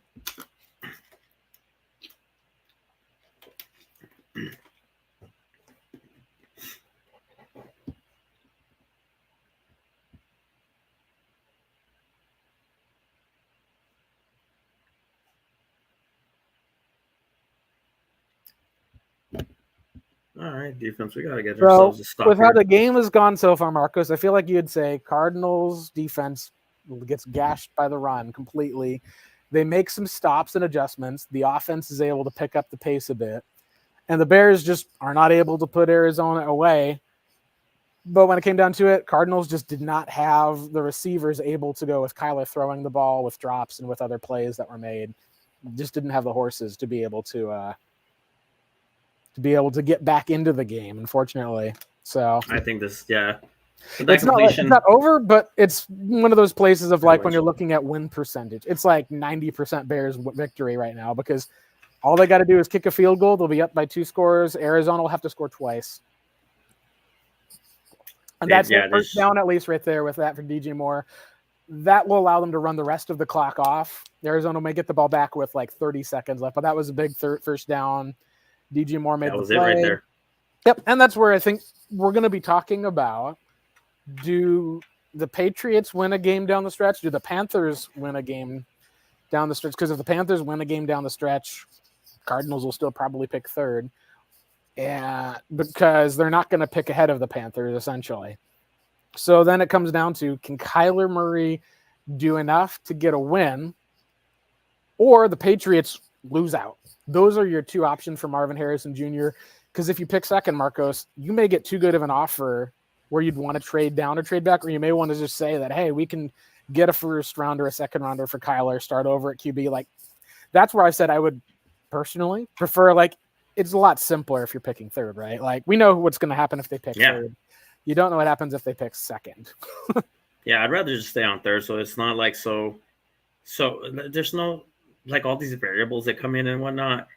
That something that I've been paying attention to this whole game is there's a lot of that Kyler Murray is saying a lot on the bench. He's saying a lot, like when he's coming down, he's showing visible frustrations. Oh yeah, and I'm not sure, as usual, I know because this is the Cardinals. The Cardinals will try to, like, downplay and say, like, that's not a big deal. This is what happened. It's what happened. But, like, I really would like to know what's being said between him and the coaching staff, or like what he's saying back there, because he's frustrated. You can tell. Yeah. And the part of it is, this was kind of what we expected the Cardinals to be like this entire year. Like, we thought the Cardinals were going to be down like 30-16, and Kyler's trying to make a comeback and frustrated. And we saw that with Josh Dobbs. Now, the difference between the two is, early in the season, Josh Dobbs, if not the Michael Wilson throw in the Bears game where they had a beautiful sail coverage that they did, it was going to be the Josh Dobbs throwing an interception to end the game, which is basically where Kyler's been better enough to not have that type of a place where he's putting you at least in a spot where you've got a shot, but they just have not been good enough to be able to go down and get that score. You'd love to see him at least get another one of those. We saw it once this game against the Atlanta Falcons. They had the ball. They needed to drive down the field. The defense got enough of a stop. They were able to pick up that win. We haven't been able to see it since, as far as with Kyler, because they didn't have to worry about the defense at all with the Steelers, because their offense was just so putrid once their quarterback went out hurt. So once again, so far it's like kind of like some of the story of the season, which you'd say, like, people are going to question, do you need a quarterback? You need a wide receiver. I think what it comes down to is, what does this team look like in 2024? Because we know this was a teardown year. Let's say they come run it back, obviously. They get a Marvin Harrison Jr. How improved does the offense look? They add a couple of other pieces. They're more competitive. Are we still seeing issues where it's like, they had like a 16-24 loss? And I actually predicted before this game. Did you hear what my score prediction was before the game? What was it? It was 19-24. Which is funny because if the Cardinals had driven down the field and gotten a field goal there, and then we were able to kick up some first downs and run out the clock, that would have been exactly the score. Instead, we're probably going to look closer at 19-27 if they can get down the field. Maybe there's a garbage time type of touchdown and onside kick, but this is that one play right there by not getting down to get there that kind of ended up being it for Arizona's chances. Yeah, I agree. Just situationally wise, the Cardinals haven't shown much, like, situational wise. It's kind of embarrassing.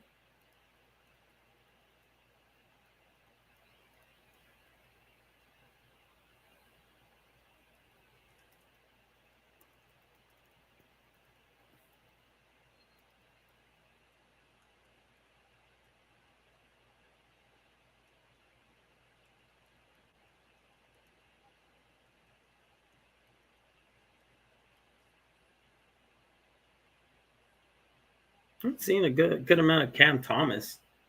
I mean, that's I think that's good. Big Cam Thomas supporter, even though it's not really showing out like how he showed out last year. I do think that he could be a solid piece, especially towards the on the outside if he gets more of his reps. But I mean, I don't know what's going on with this coaching staff and some of the pieces that they inherited, where they're like, I don't know. We didn't draft him. We don't like him.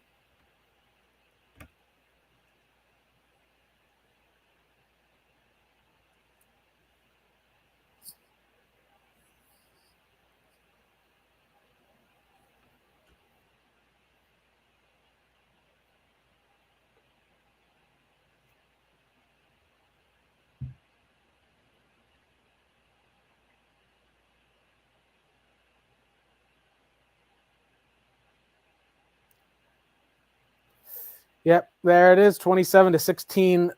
That will just about end it. So let's talk at least a little bit about what we're seeing from Arizona. I feel like the best example is you're kind of in the same spot you were in 2019, where you don't have the receivers. Your question is, hey, do we have a quarterback? And we've seen some plays when Kyler says yes, but we've also seen this team be bad on defense, be super limited. The biggest difference, of course, is they've had a much tougher schedule. The games that they were able to pick up and win in the 2019 season was with that 3 games in a row that Cliff was able to run, with running the football against teams like the Giants. And let's see, who else was it? They won against the Giants. They got their first win against the Bengals, was the first win of the season. That was the Kyler ran around. They then won against the Falcons and the Giants. And then the last 2 I remember now, at least I had to look it up, was the Steve Wilkes game, where Steve Wilkes had the terrible Browns run defense. And, a nice return there by Greg Dortch, at least off of the field goal. You'll see that in a little bit. He gets out to the 30. They've got no timeouts, 55 seconds left. You're going to want to basically see if you can get a touchdown and get an onside kick. Even if you kick a field goal, then it'll be a Greg Dortch had himself a game. He did have a good stuff game. And again, we've said he's the only receiver that's probably worth keeping for next year. And Michael Wilson's a rookie that, at least you saw flashes early. There's been health questions. I think you need to get another bigger guy to challenge him. I think that guy was supposed to be Zach Pascal this year, the former Eagles guy. He's got a 2-year deal. I don't think he's going to come back next year. I think they'll probably release him and go and get another guy just because it's a ways to go. But this will be more of like a garbage time type of drive for Arizona. And then, of course, they did beat the Seahawks in that final game of 2019, which I believe, if you remember correctly, was that the Brett Hundley game where they were able to do it with Kyler got hurt? I think that was the Brett Hundley game. Yeah, that's a game where Kenneth Drake broke out for like an 80-yard touchdown. Oh, that's right. Yeah. That was the one that popped up, at least. That's correct. Yeah, that was the huge one that they had with Kenyon Drake had the huge run, and then he had another touchdown. But no, I think you were right that Kyler was in that game and played the whole game. I think it was up until then Hundley came in because Kyler got hurt. That was running after where Kyler drove him in the field. This was the Larry Fitzgerald. Kyler runs out of the pocket, flips it to Fitz. Fitz runs forward and was down at the 1. Fitz wasn't even expecting it. He just was like, he looked over, caught it behind him at least. He was just right in the area. And then Brett Hundley ends up taking over, runs a little bit. The Cardinals are basically able to go down the field. One of their field goals was blocked by Seattle. But just by running him and getting that one field goal, at least for the most part, and not turning it back over, Cardinals are able to get the win. Here's the problem. It feels like we're still in that season, and maybe this is the way to look at it. Maybe this is just Kyler's rookie season all over again. Yeah. All right, and that will be it, I think, at least. It looks like that Trey McBride just got run and tackled inbounds. Cardinals going to have to spike it on 3rd down and go for it on 4th down. There's just not enough time left in the game. So we'll see. This is going to be more of like a mush rush. Kyler's just going to have to probably throw the ball deep and make a play. Let's see what happens. And he flips it over to Amari DiMercato with a blocker in front of him. Amari has run out of bounds. There's zeros on the clock, and Marcos, it's the game. Bears moved to 6-9, Cardinals to 3-12. My preseason prediction was 2 wins, a tie, and 14 losses was my original prediction. But Montez Sweat didn't wreck the game. Cardinals defense didn't wreck the game.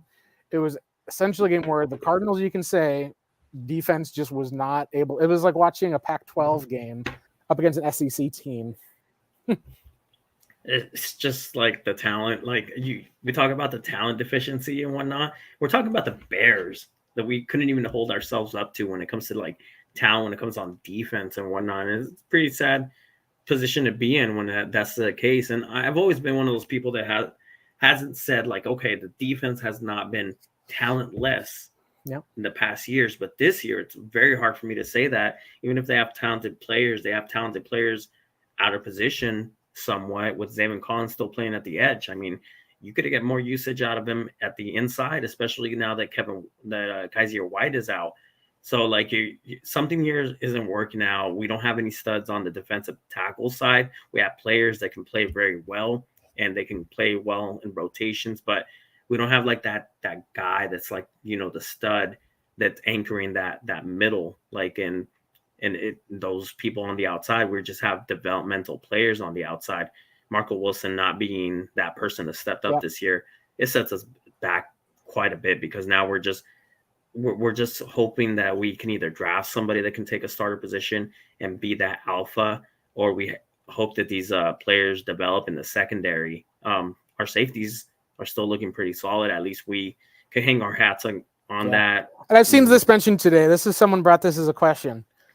Should the Cardinals have traded Budda Baker at the trade deadline because Budda would fetch a high draft pick and the team is not competitive and Budda is now stuck on a losing team? I would say no in season, because you're trying to build what a winning team looks like, and Budda is central to that. You're wanting to be able to like say we're not tanking down the stretch, and you're wanting to get the team there. He's like a spiritual and physical leader on the team with how he plays. Going into the offseason, man, like, that's going to be an interesting case, because he's going to be, I believe, almost 30 when he goes into the offseason. He still has to figure out his contract. They gave him some more money this year by pushing his contract forward. And yeah, he's 27. Okay. So I would still say, like, probably good to keep Budda. If someone's going to say who's going to trade for a 27-year-old safety, you've got Jalen Thompson. You may need to draft another guy. I think it's more of a question now than it was back last year. Like, last year, everyone's like, oh, yeah, like Cardinals are tanking. It's like, look, Hopkins doesn't want to be here. Other guys got paid more. If you move Budda Baker away, you're not going to give the coaching any chance whatsoever.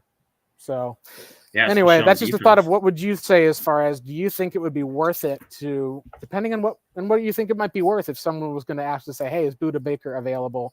Do you take the call? What would you do in that spot? Now, I've got my own thoughts, but I want to hear what you say.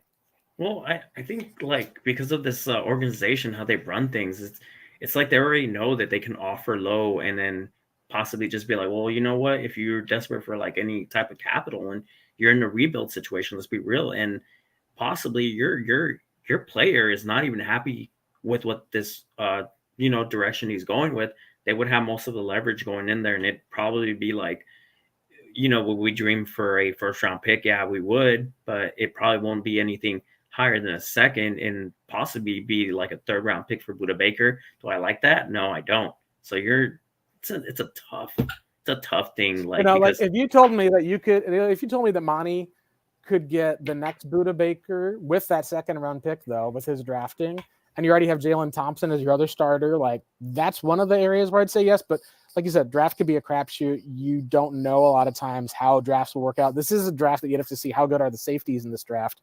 Budda was a first-round guy who was too small in the 2017 class, but that was a draft that had like two safeties drafted in the, I think it was top 15 picks at least. One of those was Jamal Adams, who has not played very well. No, he's become that. I don't know. He used to have better coverage skills, and now he's become the liability when it comes to coverage and whatnot. They were transitioning him to that box safety position and whatnot, and he just hasn't held up health wise and everything. But I can see an argument being made that Jalen Thompson could be that replacement, because Jalen Thompson in some facets has played better than Budda Baker. In some facets, Budda's played more against the run this year, whereas Jalen's been the guy who's getting the interceptions. With Vance Joseph's defense, until I think it was last year, those had been flipped. We were seeing Budda back in coverage, doing a lot more on the second half, kind of being that safety valve for Jalen Thompson. He didn't actually get his hand on a lot of the balls. Now, with this staff, he's been playing a lot of slot corner on third down. So Yeah. essentially, you've got Buddha back as their deep cover, Jalen coming in on third down. As a result of being closer to that in coverage, they've been doing a bit better. So, but that is the end of the game at least, and we'll see what goes on. I'm very, very curious to see what the Buddha's even going to say, because he did ask for a trade request already. So yeah, and then they're kind of synonymous with each other because they know each other, and having a system where you have your two safeties being able to operate like a defense because of the fact that you do a lot of shifting. Now you shift from one high to two high, or two high to one high, and you move around. Your safeties have to be able to like interchange with each other. And when you put somebody new, now you're asking your safety to get chemistry with somebody different that may not know like what you do in certain looks in certain situations. Yeah. I wonder what the reaction is going to be for like this game as well, because we all know how black and white our fan base can be. They could be like, hey, after a win, like, hey, it's, we're moving forward. There's never been a question about Kyler Murray and this and that. And then during a loss, it's like, either they mostly are talking about like, oh, this is horrible. And they'll go one or two directions. They'll either blame Kyler Murray or they'll blame the team most of the time. And I'm like, you guys, this is an evaluation process throughout the entire year. It hasn't just been just like, hey, when we're good, we're good. And when we're bad, we're bad. It's like this whole process. We needed to see what kind of, where they're heading directionally wise with the scheme on both ends, on both offense and defense, and whether that's going to be something that we could strengthen during the off season, because we're seeing the weaknesses right now. No, absolutely agree. Any other last parting thoughts before we head out for today? Just can't wait to see the film as usual. I know that I don't know how early you get yours, but like obviously like when it does drop and like you see, like it's like watching a movie. You see it the first time, you see it the second time, you're like, oh boy, like there's things that I missed on there. So obviously that's when the full assessment comes in, and we will make that review, or we'll do that when it comes. But I mean, it's like I was not really expecting it to be that type of a showing, and I really want to see as usual, because the wide receivers have been the ones who have been under fire for the longest time. Yep. I don't think it's completely their fault, but I want to see how they responded today, especially Michael Wilson, because he was actually being targeted. He was being targeted, he had opportunities, and just having to be able to kind of be that big target to make plays. Like I said, you got Trey McBride next year. You got Greg Dortch next year. You got Paris Johnson next year. I'm pretty sure you're going to have Will Hernandez there next year. I don't know about DJ Humphries. I think that they're in a good spot where he's under contract, and he's played well enough down this part of the season, and maybe Kyler's helped with that I don't think that you have to move on from him to a new guy. But I also think if an opportunity to get an upgrade occurs, or let's say a team is like, we need a tackle, we'll give you a third for DJ Humphries in the last year of his deal. You're like, I can get a right tackle in free agency with some new money. I can move Paris Johnson to left. However they want to do that, I think the Cardinals are in a good spot there. I think they would have to move him to left. Hardest one, at least for me, though, is you're obviously having to figure out Hollywood Brown. And the hardest one for me, of course, is the quarterback, because right now we don't have to talk about it. Cardinals are picking third. It's pretty easy to say, yep, give Kyler his weapons and Marvin Harrison Jr. He's shown enough there. They pick second again. It's going to make a very complicated off season, no matter what happens. Yeah. We get to at least, fortunately, be able to know at least by the end of tonight how that will go. And tomorrow is Christmas. I want to wish everyone a Merry Christmas. Do want to at least say that we're probably not going to have a film session at least later this week, but we'll hopefully be back with a preview of the Eagles game later here as well. It's one of those times where it's tough being a Cardinals fan. We'll see how they can pull it off. If they're able to knock off the Eagles next week, it'd be a fun little kind of New Year's miracle. But right now, yes, the expectation was that it's probably one of your better shots against the Eagles and a Seahawks team, which you'll play close at least at the end, but there's still those 2 games left in your season, and then a lot to cover as far as feels like we've been waiting almost the whole season just to get to this offseason to see what Arizona's going to do. Yep, absolutely. I mean, I hope you guys have a Merry Christmas. I know it's tough for us, just like Blake Murphy said. And, I mean, the season ends and, the new season begins from there. That's when we start talking about what we should do and what we will do and draft talk. And let's just hope we can simplify the draft talk by just staying at number 3. Absolutely. Awesome. Hey, for Marcos, Brother, and Blake Murphy, thank you guys for joining in so much, at least for us. This has been a special edition here of the Redbird Reboot podcast, being able to bring you at least some live reaction to Cardinals Bears. Hope you guys have a wonderful Christmas season, a wonderful holiday season. All you people, or at least with Hanukkah, Kwanzaa, other holidays as well, obviously. It's a big time of winter for everyone. And we will keep being back at it, talking and supporting this team in the midst of all of it. Only 2 more of these games this season, then a long off season before we come back again and see what the new look cards will look like. Take care, everyone. All right. See you guys. Take care. Signing off.